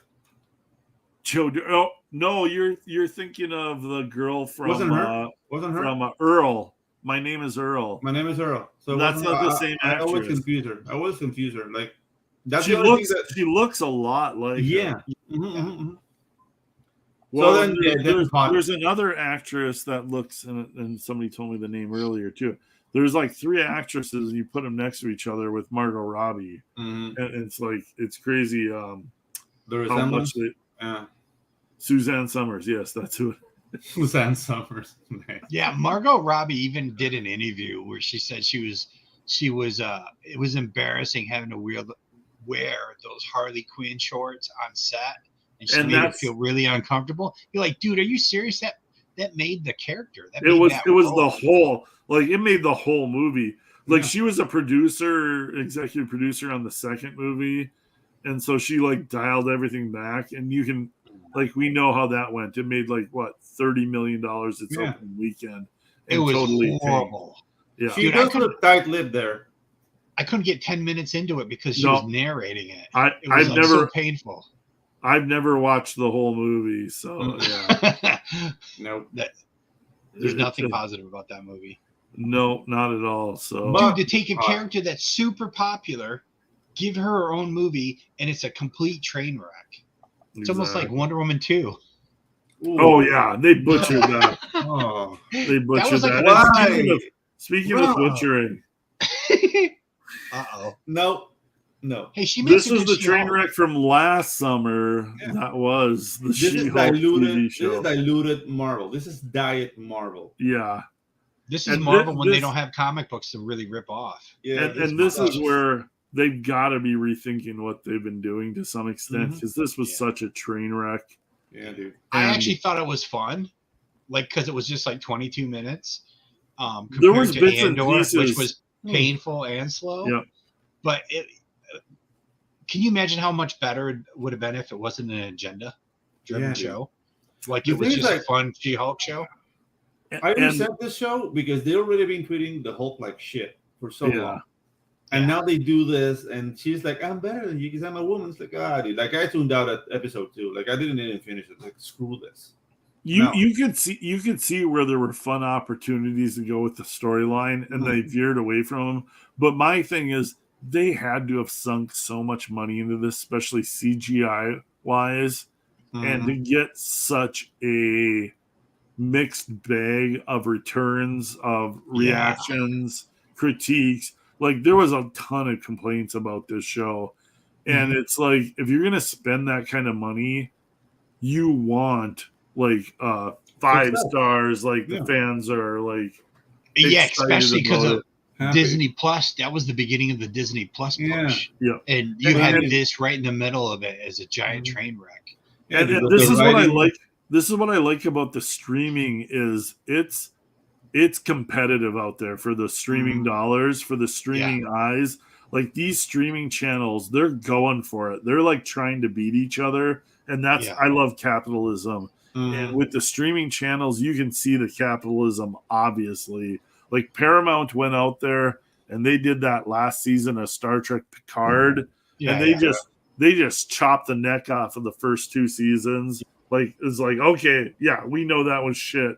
And they gave a season that every fan was raving about. And like executives on those streaming channels, like, they want to keep their jobs too. They see those responses. They see the viewing time, the viewing minutes. Like, they've got the it used to be called I'm trying to think the of ratings. Like, the ratings for streaming. They've got that all figured out now, the minutes per view and everything. And like, those are actually, their jobs. Like, they can actually tabulate, like, if people finish the episodes. Exactly. They got to dial in. They're still being idiotic though. Like, they only get 50 cents for a cable. For every household, and you have a cable channel, you only get 50 cents per household. But then they turn around, and they've been promising us for years that we would be able to pick our cable channels instead of having all the shit that we don't want to watch. Just pick your 10 favorite or 20 favorite. They finally give it to us in streaming channels, but they want to charge us $10 a month.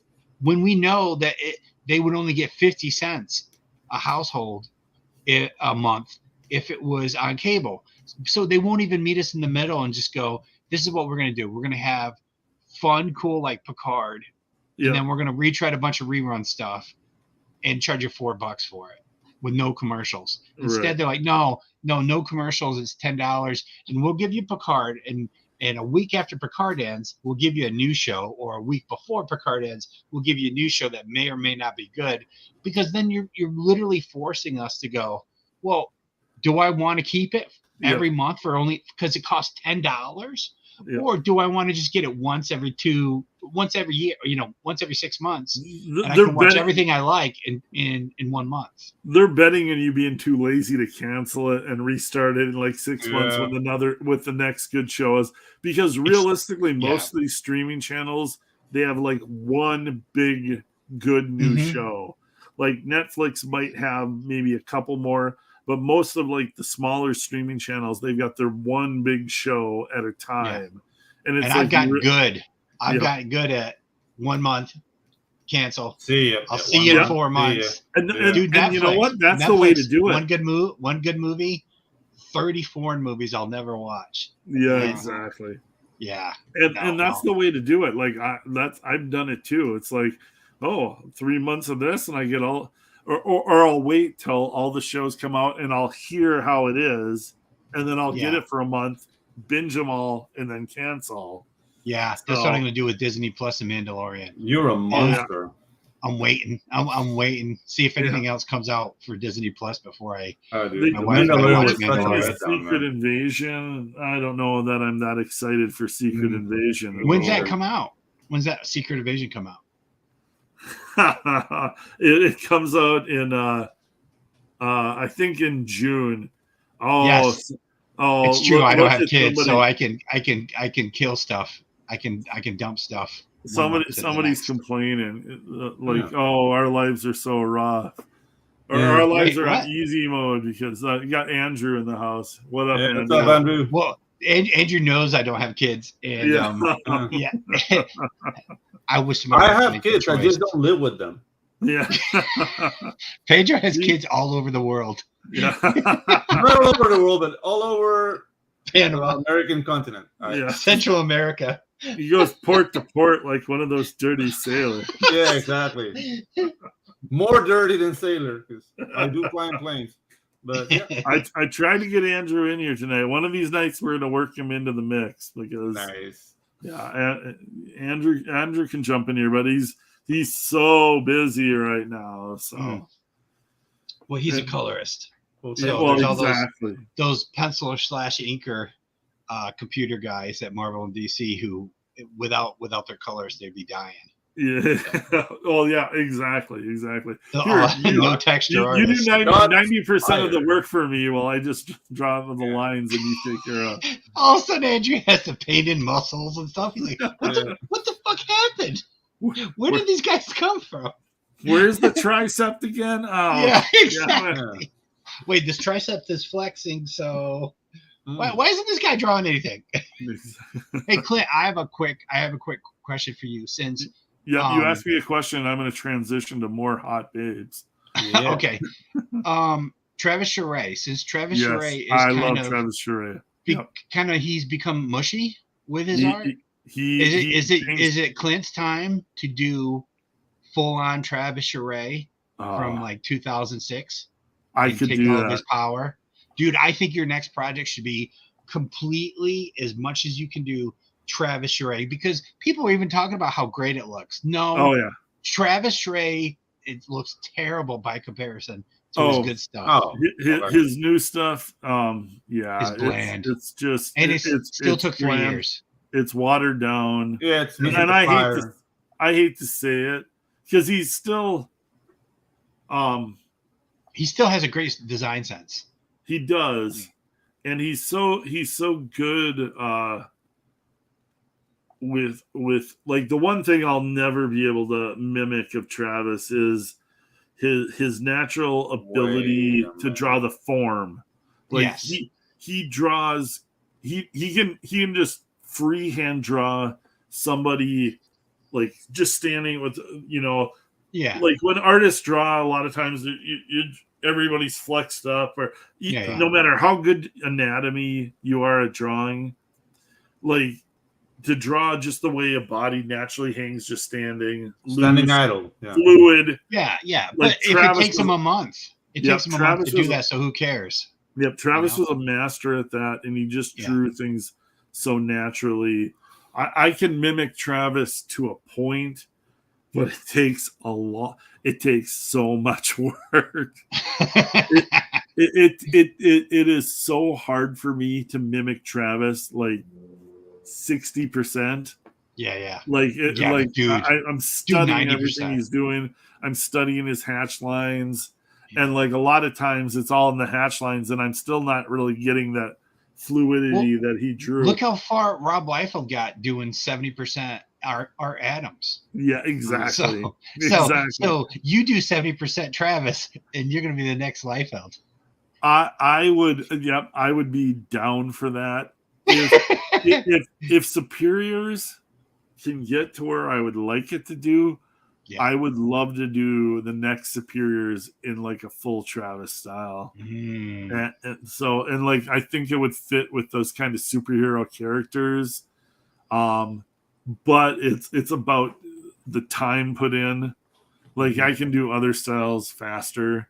Yeah. Oh, I understand. And that's what it really comes down to, is the amount of time I have to put in to even get close to Travis. I have to put in a lot of time which means the book really needs to rock. Exactly. Yeah. Like if I started doing like the big CG guys kind of numbers, I could sit in 6 months, spend 6 months just drawing every little hash line, drawing every little detail, and putting out a 48-page book that looked just epic. Well, I'm looking at Death Raider. How much time can I put into it where I can just completely lose? Yeah. Compared to the sales. Yeah. No. Can I put 3 or 4 days in a page and then go, oh man.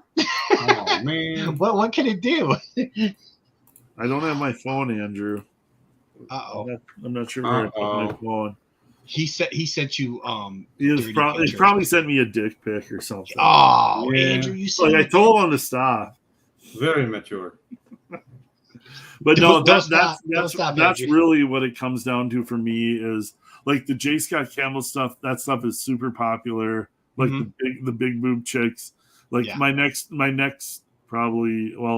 books are Blue Bombshell and Pirate Queen versus Slave Girl, and it's going to be that kind of stuff. And like I put a ton of detail into that stuff, but I can draw that at a much faster pace than trying to mimic Travis, as much as I love trying to get that Travis look, because it is time versus return. Yeah.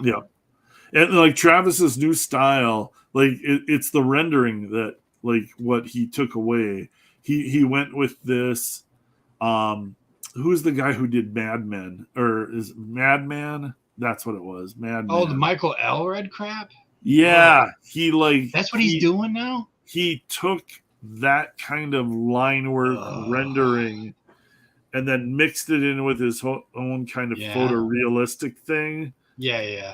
And he went for a different kind of look, and he thought it was going to be faster, and he probably agonized over it the same amount of time. Yeah, I'm not a fan of what it ended up looking like. No, and he's just he lost that magic that he had. Like, even, and I mean, God, that guy's so, like, he's slow at doing his own style. Like it takes me even longer to try and mimic the style. So, well, you look at all the people that have ripped him off and gotten quite successful. Yeah, because of it. But they also, you see how they disappear for 2 years, and then 6 issues of something comes out. Yeah, and then they disappear for another 6 months, and all you see is covers from them. When you're gonna do that kind of line work, that kind of pen and ink work, and that detail. With that pseudo photorealism. Yeah.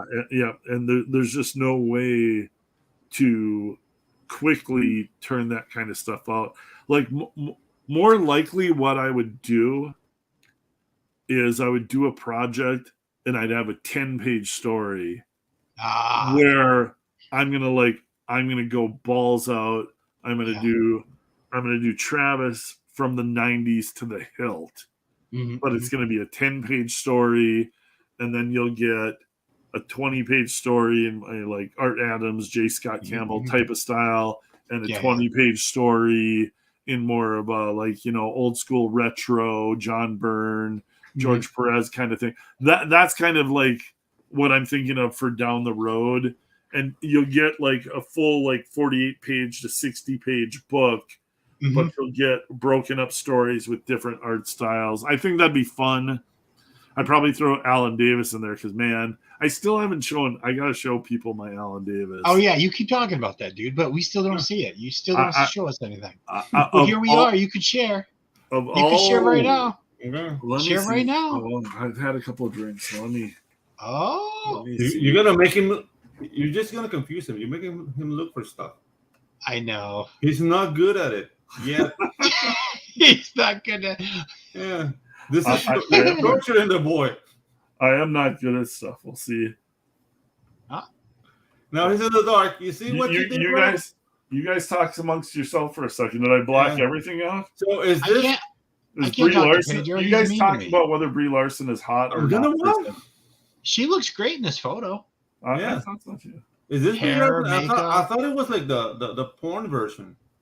of Oh, Marvel. Oh, it doesn't really look like her, does it? Yeah. It looks. Yeah, it looks it like looks someone trying to photoshopped. be Brie. I've had my pen open all day for Clip Studios, and Yeah, you have. after a certain point, like if I leave it open all day, it stops working. I have got a Oh, glitch in really? it, so I've got to like oops. I have to shut it down and restart it. So I'm not going to do that. Next week, I'll do post pontificators, and I'll start showing off some of the styles.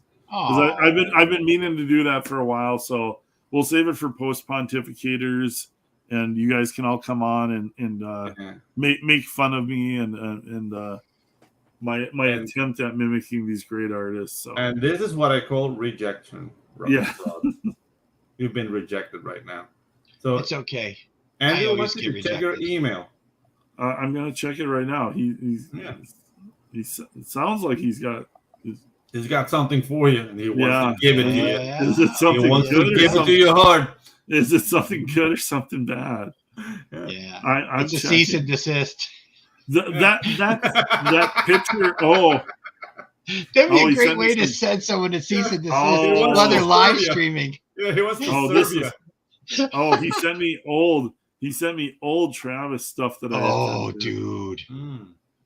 Oh yeah, here. Let me try and figure out if I can pull this up. Do it. Because this is Present.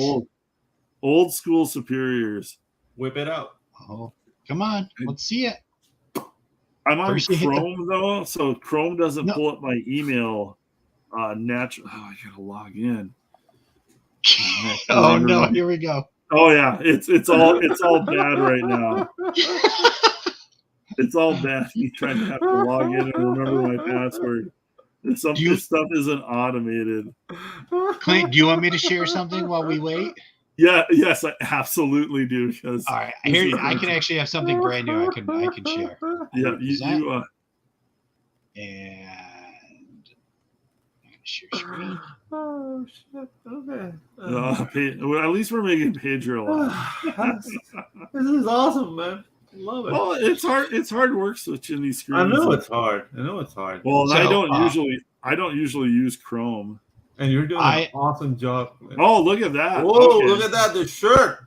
Death Raider has a Nice. T-shirt now. That I haven't looks put it. nice. I haven't even put it on Indiegogo yet. But this is the design that I'm Ooh. going for. This is the design that I approved from the T-shirt guy.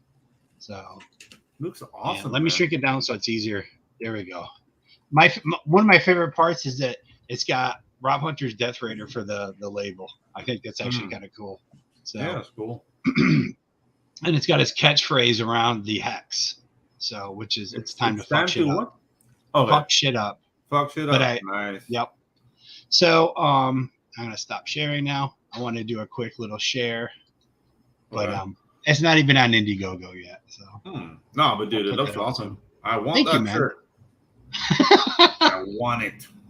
No, that did look awesome. Yeah. Thank you. Oh. Thank you. Well, the t-shirt guy did an awesome job. When he started sending stuff over, I was just like, oh, dude, those designs are great. So How many designs did he send you? How many he drafts? ended up sending me 4 or 5 different images of different Okay. ideas that he had. And the Good only designer. thing the only thing I threw at him was that he had forgotten to do like his catchphrase. So then that was like the complete, because I already had my favorite, and then he just incorporated the catchphrase into it, and I was like, yeah, this is sweet. This is very Dude, cool. that's legit, man. I wanna wear that live in a concert. Oh, yeah. I do too. I'm probably gonna be I'll be one of the 4 people who order it just for myself. Yeah. No, dude, the thing is, like, I do play live with bands, so I want to rock the CG Nice, shirts. dude. Oh, that'd be awesome. Yeah, Yeah, that'd be very cool. yeah, We I'll really be did doing that lose too. Clint, didn't we? No. I'm here. You guys did a great job of letting me figure some stuff out here. Yeah. Did you? So, what's your password? Clint is taking Username taking and a password, shower. please. Clint is taking a shower right now. I've got you'll appreciate this, Rob. I've got a piece of paper here taped to my bookshelf. With all my passwords on Oh my it. So God.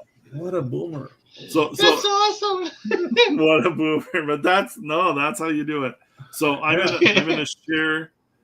I'm gonna share this first, and then I'm gonna show you the origins, and it'll show kind of the origins of superiors. This is great that Andrew sent me this, because is this the one where you got your cease and desist letter from too? This is the book that I got the cease and desist letter from Mark Miller's lawyer, but we worked it all out.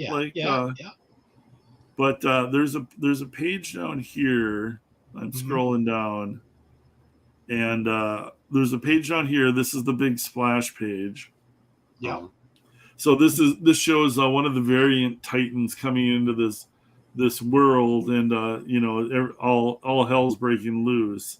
So I'm going to show you the origins of this page now, from going back into the Wayback Machine. And present exactly.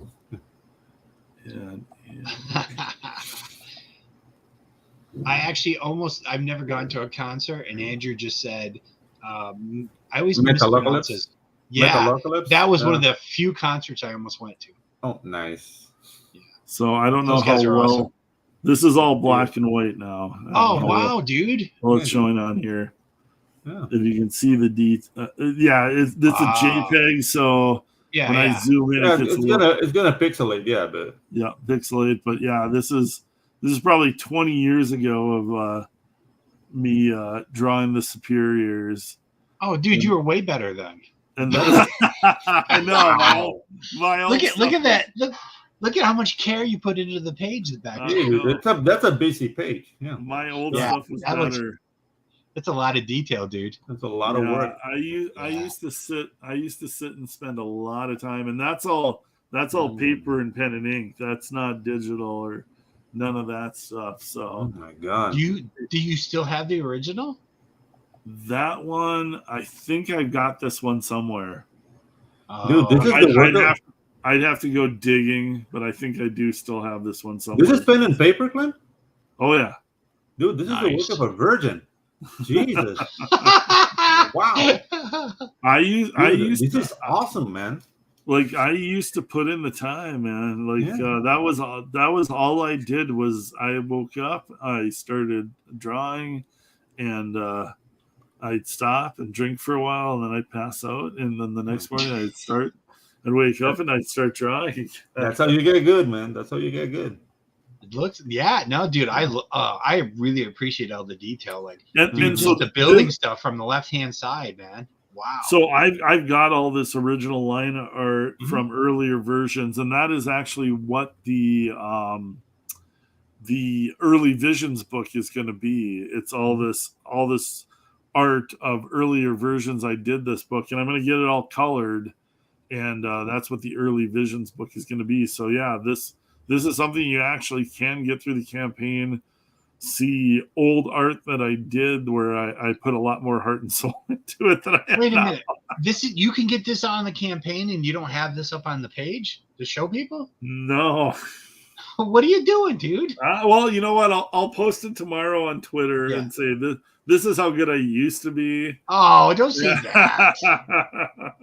You know what? I will do that because maybe people will get a kick out of seeing some of the old stuff.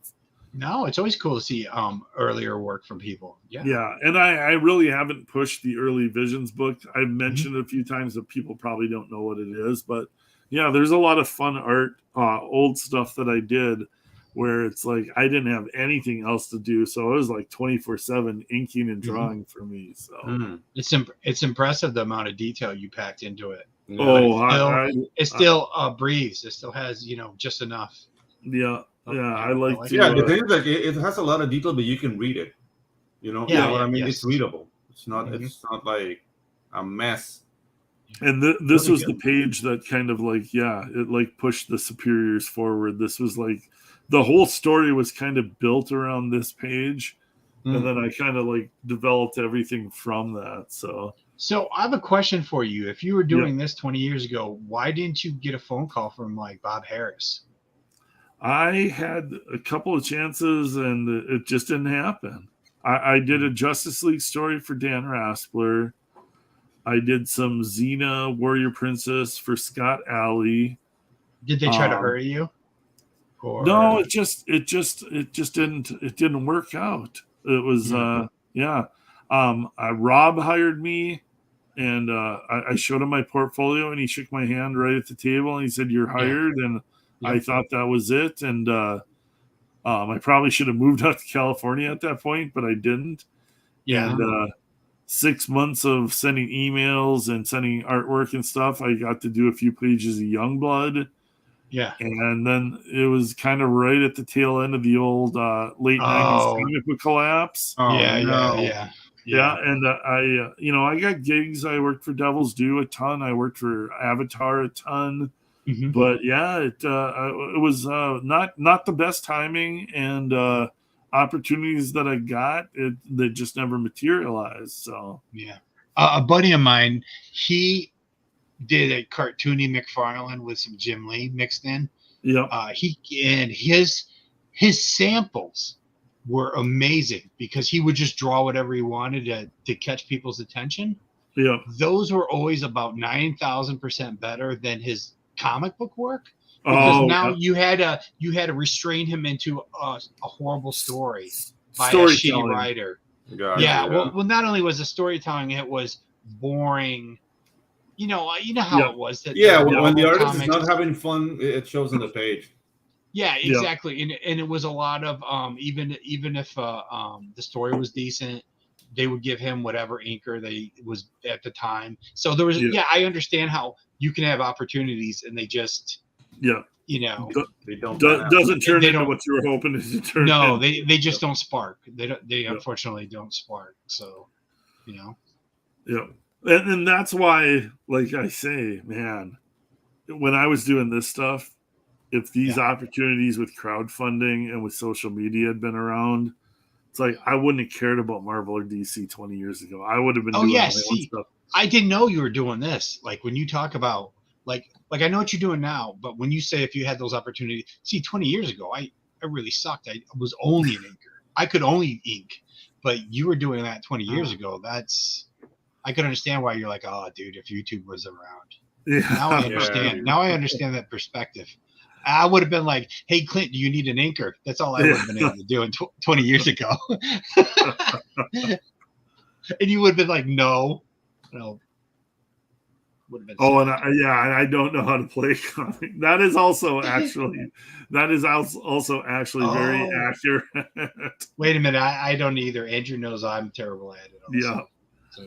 This is a whole panel of guys who don't know how to play comics politics. That's why we're here. That's why we're here. How many times can you burn those bridges? 20 years ago. Let me count the ways.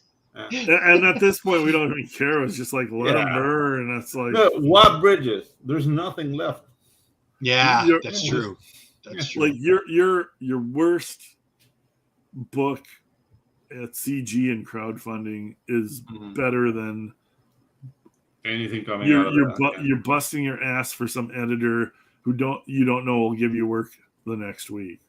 Yeah, you know, there's no. Yeah, that's true. That's true. There's no loyalty. It's like they never say you're the guy. They just say you want to do another issue. Yeah, there's stuff you can always do better in crowdfunding, but crowdfunding is, to me, is such a better option than, and especially with the way the rates are at Marvel and DC now, it's like that. If you're in your 20s, if you're a young artist, like, yeah, all right, go for it. But I mean, that's what kept me away from the industry, dude. When I graduated, like art school in 2003, I saw the rates. Like, as an animator, I would be making like $75 a foot, which is like eight animation drawings. That's something you can dish out like in half an hour. Yeah. Mm-hmm. And looking at the rates of comic was like, no, this is a no-brainer. So that's why I stayed in animation. Like, the money was not good. Yeah, that's why I've been poor for 30 years. Yeah, because I worked in comics. Yeah. And the thing is with the crowdfunding, like there are tricks to it. Like you have to kind of figure out stuff. It's not all just like handed to you on a silver platter. Yeah. But come on. Yeah, but you can will come. It's not like that. You can see the opportunity to make money is there. It's just figuring out your fan base. How to connect, figuring out social media. Not all of us are like really that great at social media. Nope. But we're all learning. We're all learning pretty fast. Yeah. I'm terrible. No, maybe if I wasn't such a terrible person. No. The thing is, great, Rob. You're great on the camera, man. Your closeout night, man. I was in tears the whole freaking night listening. But I can't do this by myself. When I do it by myself, when I do my YouTube channel. It's super negative, and it's like a spiral. Oh, like Debbie Downer. It's all like wah wah. That's why we got the pontificators. That's why we got all of us. That's why I'm so glad you guys showed up tonight. But then everyone tells me you got to work on your channel. I'm like, dude, I'm all over live streaming. Wow, who gives a shit about one channel? Yeah, just no, dude. But in the end, people want to get to know you, man. That's the thing. With our dirty little brother. Yeah, and our dirtier big brother. Well, it's like you do. I'm older than you, one aren't channel, and then you do your own channel, and you hope that some of that audience follows you over. Yeah, exactly. But it doesn't happen overnight because my channels. Yeah. I have to keep going back to my videos and deleting them because I go, wow, you can barely see what's happening in this one. What happened with the lighting? Oh, like, this is yeah. I'm sitting in the dark here. I've got an actual light. Yeah. Hey, everybody. Hey. Oh, it's clear. I thought I was talking to the sun was up when I started, so. Or you know what? I'm gonna pull the pin on it because we rambled on. Like, we did almost 2 hours that the pontificators did. So I'm very proud of you. You know what? Before here, okay, I'm a dumbass. Let's go through. Let's take a look at Death Raider. Jesus. Yeah, like I'm bragging about how great I'm doing at streaming and everything. And it's like, hey, you know what's a good idea? Looking at the campaigns. Yeah. So let me. We saw a little bit of yours. Well, yeah, we saw mine. We could take a look at your guys's too, though. Well, that's like some of the other channels that just show off their stuff. I just need a reminder. I'll show everybody's stuff off. I just need to not be a dumbass. All right. And just once I get going, I can ramble on endlessly. It's not necessarily a good thing. So I can't believe Andrew's asking. He goes, ask Rob about the Smallville series finale. But oh no, yeah, we've already rambled so bad. I'll just say that thing was a turd. I know exactly what you're talking about, and if Andrew wants to come up with subjects, then maybe he has to come on the show, and talk with us because the Smallville. You're talking about the ending where he doesn't put on the suit, right? Oh well, just the whole thing in general, dude. Oh yeah. seasons. Like literally, I read an interview with when they brought in the new producers because the other producers did such a great job. They were leaving to go make movies, and the interview with the new producers was like used car salesman. He sounded like a used car salesman, and you could see the show how it went.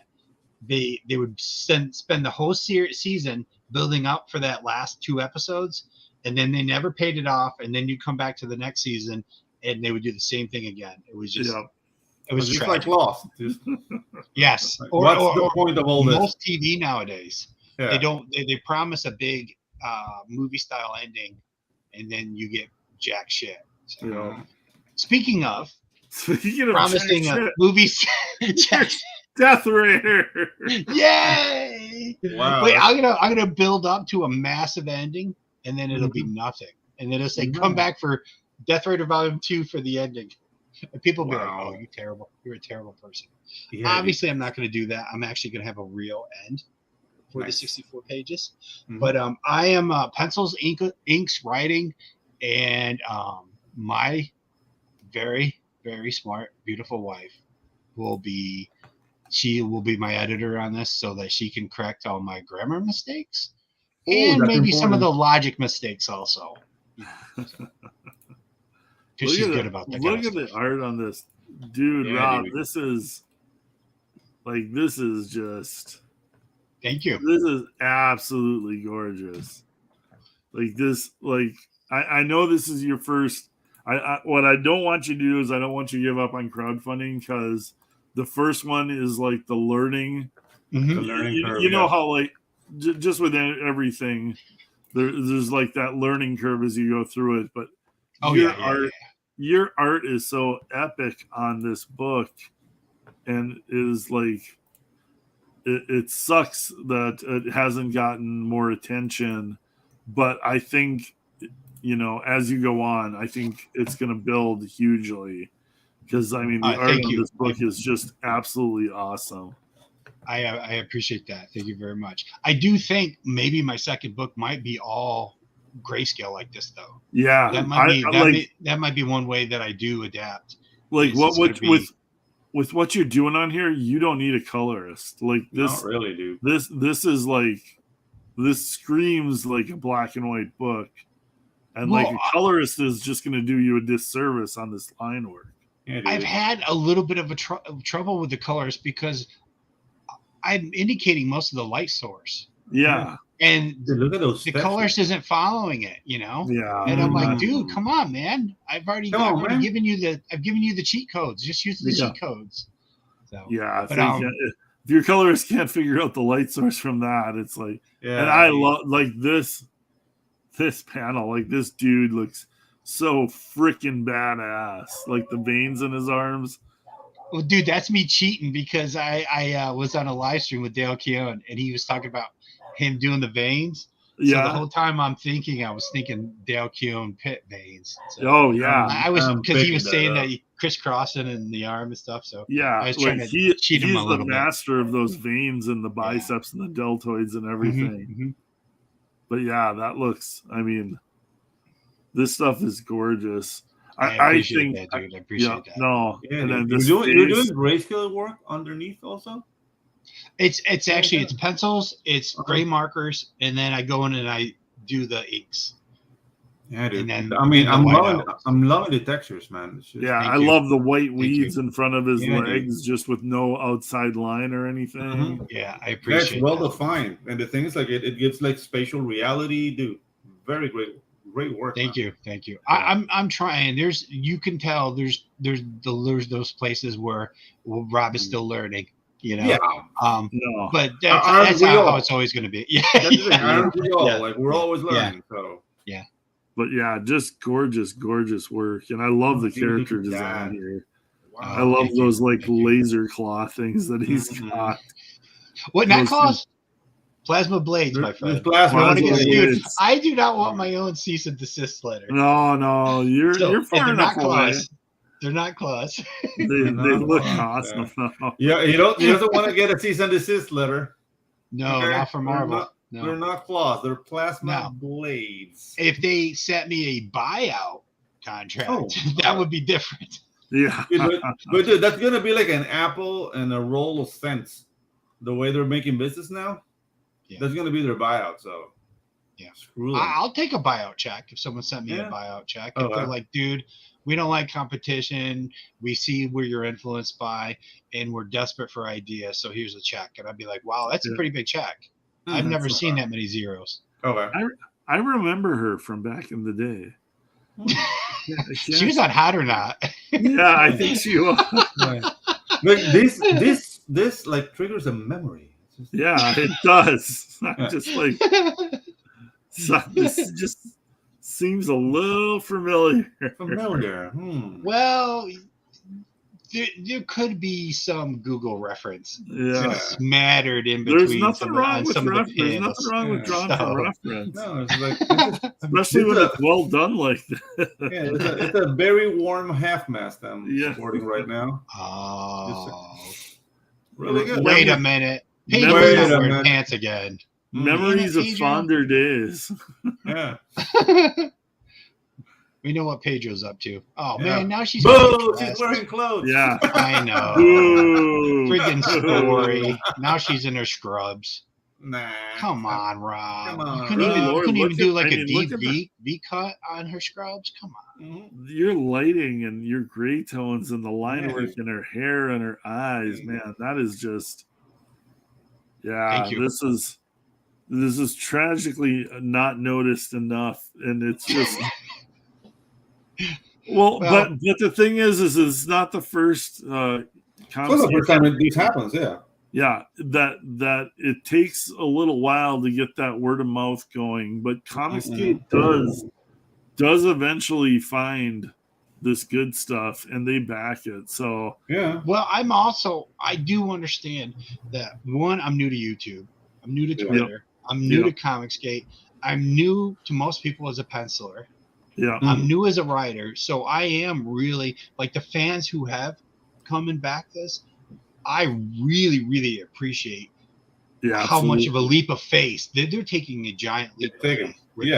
So I only hope that I can keep them happy and that I pay off that leap of faith, and we go from there. But I love working with the character. I love the character. I really did develop this book, and so that I could do more of it, and it's stuff I like to draw. And Rob, that's the attitude, man. That's the attitude. Whoever backs you, dude, you gotta be grateful for that. And don't count other people's money. Like a lot of people are doing really well, and I'm happy for all of them. Yeah, Randy makes a good point here. Is Andy, who's he's been Comicsgate for a while now, but his first project, first one didn't make 16K. Yeah. Oh no, I remember because I was at Phenom going, dude, Andy, what are you doing, man? I was like, come on, man, just work freelance. Now look at Cordrath. Cordrath's at like over 75. Yeah. Oh, dude, it's at like 90 because of his combo. Indiegogo and Kickstarter. Yeah. Yeah. And the thing is like there's nothing wrong with looking at how other guys did their campaigns. Like that's one thing when I started crowdfunding is I started looking at successful campaigns and looking how they set up their page, how they set up the rewards. I would follow like what shows they went on and like different it's you can study all of it. Not all of it's going to work for every other person, but it's like look at the successful campaigns and what they did right and what worked. And there's nothing wrong with emulating the crap out of that. And I looked at a couple, dude. Yeah. I looked at a few campaigns, and it was kind of funny when people would give me, because fans have been great. Like they will email me saying, "Hey, man, you should tweak this. You need to do this. You need to do that." And I would be like, I ripped off this whole layout from a very successful campaign. I just rewrote it. But I like literally the description and everything was, like the whole, the way it was set up was very specific from a couple different campaigns. Yeah. So, I'm trying my best, and I give Andy a lot of credit for all of his YouTube presence. I don't know if I'm ever going to be able to do that. I have fun. launch shows like this, but doing my own YouTube, I might be the guy who just disappears. And there's nothing wrong with being a guest. Yeah, there's nothing wrong with being a guest on other people's YouTube No, shows. not really. And it'll get you, like, I mean, Art having me on the Pontificators has helped me out immensely. Oh yeah, same here. And like me, I'm gonna keep doing my own YouTube shows, but like it'll take me a long time to get that much attention. So like doing other people's shows, there's nothing wrong with just doing that and like promoting your book, but then also just sitting and BSing and hanging out with Comicsgate. That's kind of part of what it's all about. Oh, and then I emailed you, man. Like, hey, I thought Andrew was watching Bravo, but apparently, dude, I appreciate that. The most I ever got paid was on I got a signing bonus for a company where I only ended up inking 1 page or 2 pages for him. Yeah. Because of how I inked Andy on the first. The company came up to me and was like, "Hey, you really made Andy look awesome." And I said, "Well, I'm exclusive at CrossGen." But then when CrossGen started falling apart, I called that guy and he's like, "Yeah, dude." He goes, "I want you to ink me, and we're giving signing bonuses." And then that company fell apart before I actually. But I did get a nice signing bonus for inking like 2 or 3 pages. Oh, nice! So, it's the most I've ever been paid per page. Nice. I can relate to getting paid a lot and then comic book companies just falling apart right underneath you. It's like, oh my god, like get so much money, and it's like, and the comic book company doesn't exist next week. So, dude, isn't it sad? Oh yeah, it's the way the business is, though. Yeah. It's like they'll just pop up out of nowhere. I can pull up Tropical Magics. Yep, let me pull that one up next here. But do the Fund My Comic one, please. Oh, this is an experiment. Yeah, do you have a link in it in your? Yeah, let me send it your way. Well, I can pull it up from your Twitter. Pedro, do you like being on Fund My Comic? Because that's where I was going to take Death Rider. Yeah, dude. The thing is, like, I'm not like one of the first, but I went there when, dude, it was like a week old. Mm-hmm. Because like I'm freaking Indiegogo and Kickstarter are rubbing me the wrong way, and I piss off easily.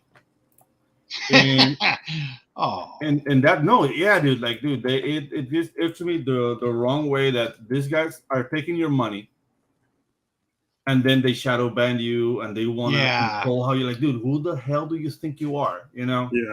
So that's why, like, dude, when Luke said, like, dude, I come in with this Fund My Comic, and dude, other people in CG are coming with their own, like, alternatives to Indiegogo and Kickstarter, but this guy, Todd and Luke, dude, I've already done like several trailers for Luke. I've worked with him. I know he's an upfront guy, and dude, it's working really well.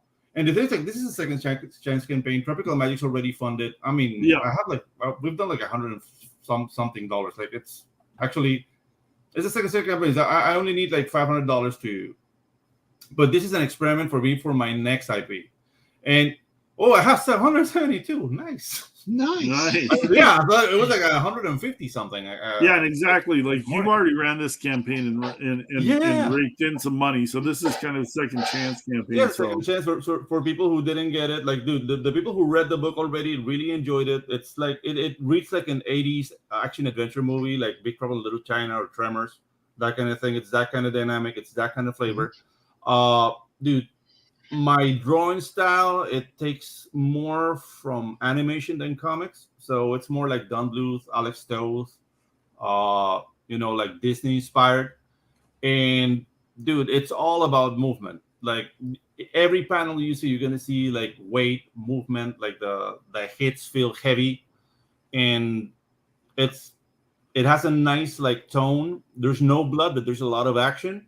And it's just people who discover that they have magical powers, but they get controlled and turned into weapons and destroy the world. It's after that, then it's these two guys who just want to live normal lives, but they have magic powers. So they have like a construction company. So it's like Balaner from Tremors, like the guys who do the odd jobs through town. Oh yeah, yep. And but still they get the call to action, and then they're afraid to try to be heroes again, because the first time they tried it, the world went to manure. Yeah. So Oh. these are like the magic users. They those armors were designed by governments to basically hone their powers. And Mhm. in this world, you can control water, you can control fire, or you can control gravity. Those are the three powers. And I didn't want to make like an open magic world, because then they can do anything and then nothing's a challenge. So here they Sure. really have to think how to use their powers to complete their tasks. So yeah, dude, it's 72 pages of story. It's a really like fun action adventure book, and you'll fall in love with these two guys. These are Juanca and Mia, and these are the world is controlled by an AI, and he's modified humans to fight magic users. And these are like a squad called the Children of Chaos. These three guys like go after our heroes there, and they're ruthless, evil. The kid you see there is like 12 years old, but he's a maniac, and he likes killing people with blades. And Cool. the other guy, the big robot over there, like he can choose to have a robot head, but he chose to use the skull of a fallen enemy just because it looks unnerving, and that's his whole demeanor. That's twisted. That's twisted. Yeah, dude. And this is like the RT Bear cover. Like this is the last chance to get this cover would be here, and then it's gone. Art Hart's the original art, and he's like, we're gonna sell it at an auction at some point.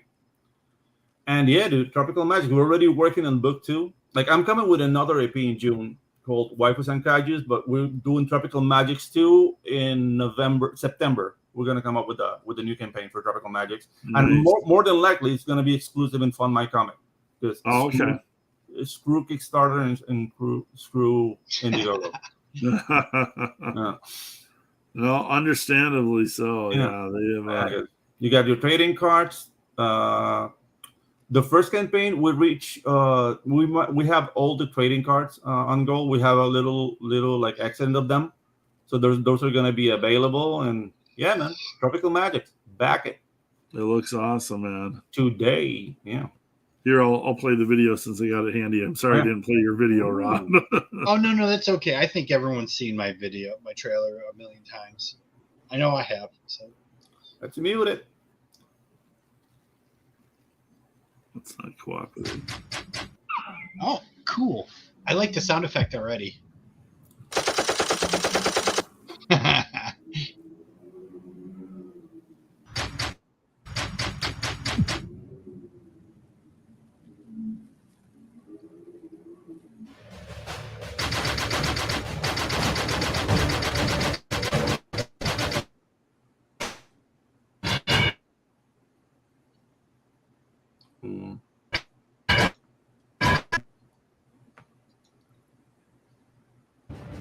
Is it lagging?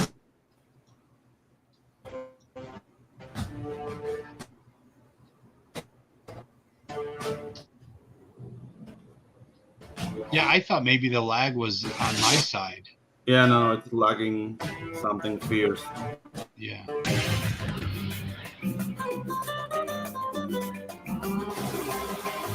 Yeah. If it wasn't for the lagging, you'll see the awesome animation I made.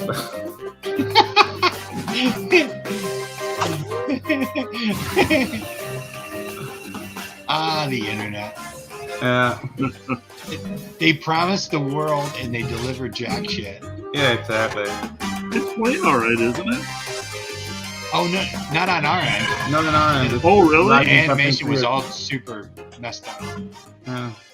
Now it's fine. That's crazy. It looked fine on my end. I didn't know why you were.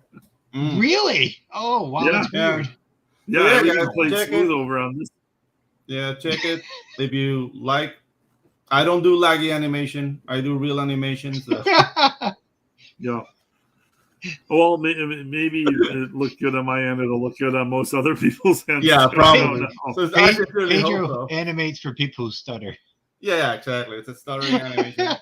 So yeah, guys, like I'm waiting for Art to like I did RT Bear's high octane book, the 22-page animated adventure, and it's kind of like in this style, but it's black and white. It's such an honor to do that with art, and yeah, dude, No doubt. whoever, yeah, Yeah, Art hasn't asked us to do anything with him. yeah, exactly. It's about this chocolate hotness over here. Yeah, there you go. Out of the 3 guys, only one of them has worked directly with Art T-Bear. project. Yes, sir. I have a post-it to prove it. Like I told Art, like, dude, I need a post-it. Like Pedro just graduated from the Art T-Bear School of Hard Knocks. Wait a minute, I don't want to go to school with Art. No. Yeah, sounds like he could be mean. No, the thing is, like, he was giving me a lot of pointers because I'm not an inker, you know, like I come from animation. Well, no, that's the great thing with art is great advice. Yeah, dude. So cleaning up for animation is different from inking. So, dude, like I will do like the layouts. I did everything in art. Very happy. But the moment I started inking, I started like, yeah. Art, please tell me what's happening. But the thing is, like it's your drawing, but there's like, Art, I'm ready to listen. And dude, he just let it go, and it was hard at first. Pedro started crying. Yeah, I cried a bit, and I went to the bathroom, turned off the lights, and got in the fetal position on the shower. He laid in the bottom of the shower. And we've all been there. Yeah. Then I came out and I followed instructions, and dude, I learned a lot in 22 pages. Oh yeah, I learned so much from Art T-Bear, and I'll be eternally grateful to that beautiful old man. I had one of my first DC editors that I talked to. He looked at my work. He told me what he liked. He told me what he thought was a weak point. 30 effing years later, it's still true. Yeah, exactly. Sometimes that's just who you are. That's just who you are, and you know, if it doesn't sting, you don't learn anything. It's not. Yeah, it has to sting, man. If it doesn't sting, you're not learning. Well, I think this was a really good, you know, we're not pontificators, but you know, this was like 2 solid hours. Yeah, a good fill-in for pontificators, and we can't be full pontificating. So Rob, Pedro, man, thank you guys for showing up. Dude, it was awesome, out. And we bullshitted for a good 2+ hours, so that's always a win in my book. So I sincerely hope the chat enjoyed as much as we did. Yeah, we had a pretty good turnout of guys and hanging out and everything. So I appreciate everybody in the chat from CG showing up. And if you're catching this on the replay, please again smash the like button, subscribe to my channel. I'm trying to build this up and trying to do more shows. So I appreciate you guys showing up, hanging out, and Rob and Pedro again. We're going to wrap this up for a Wednesday night and check back next week on Art's channel for Pontificators, and we will see you then. So good night, everybody. Oh, one last announcement. One last thing from Pedro. Yeah. Be on the lookout for Friday. The first animation class is going to be up. It's going to be a 10-minute video doing the first exercise. I'm going to be uploading throughout the month around 12 different videos, which just encompass like the principles of animation, and then I'm going to start like live streaming to people who want to learn how to animate properly. So that's coming starting this Friday. You join at Pedro Ang at YouTube. That's my channel. Just look me up like that and just subscribe. Yeah, dude, you gotta really promote that on Twitter. Yeah, I guess in that so we can share it. Stuff. Yep. You guys definitely check out that. Check out Pedro's YouTube channel and his Twitter, and get links to those animation classes. So thanks everybody for hanging out tonight, and we will see you later. Take care. Bye, everybody. Bye.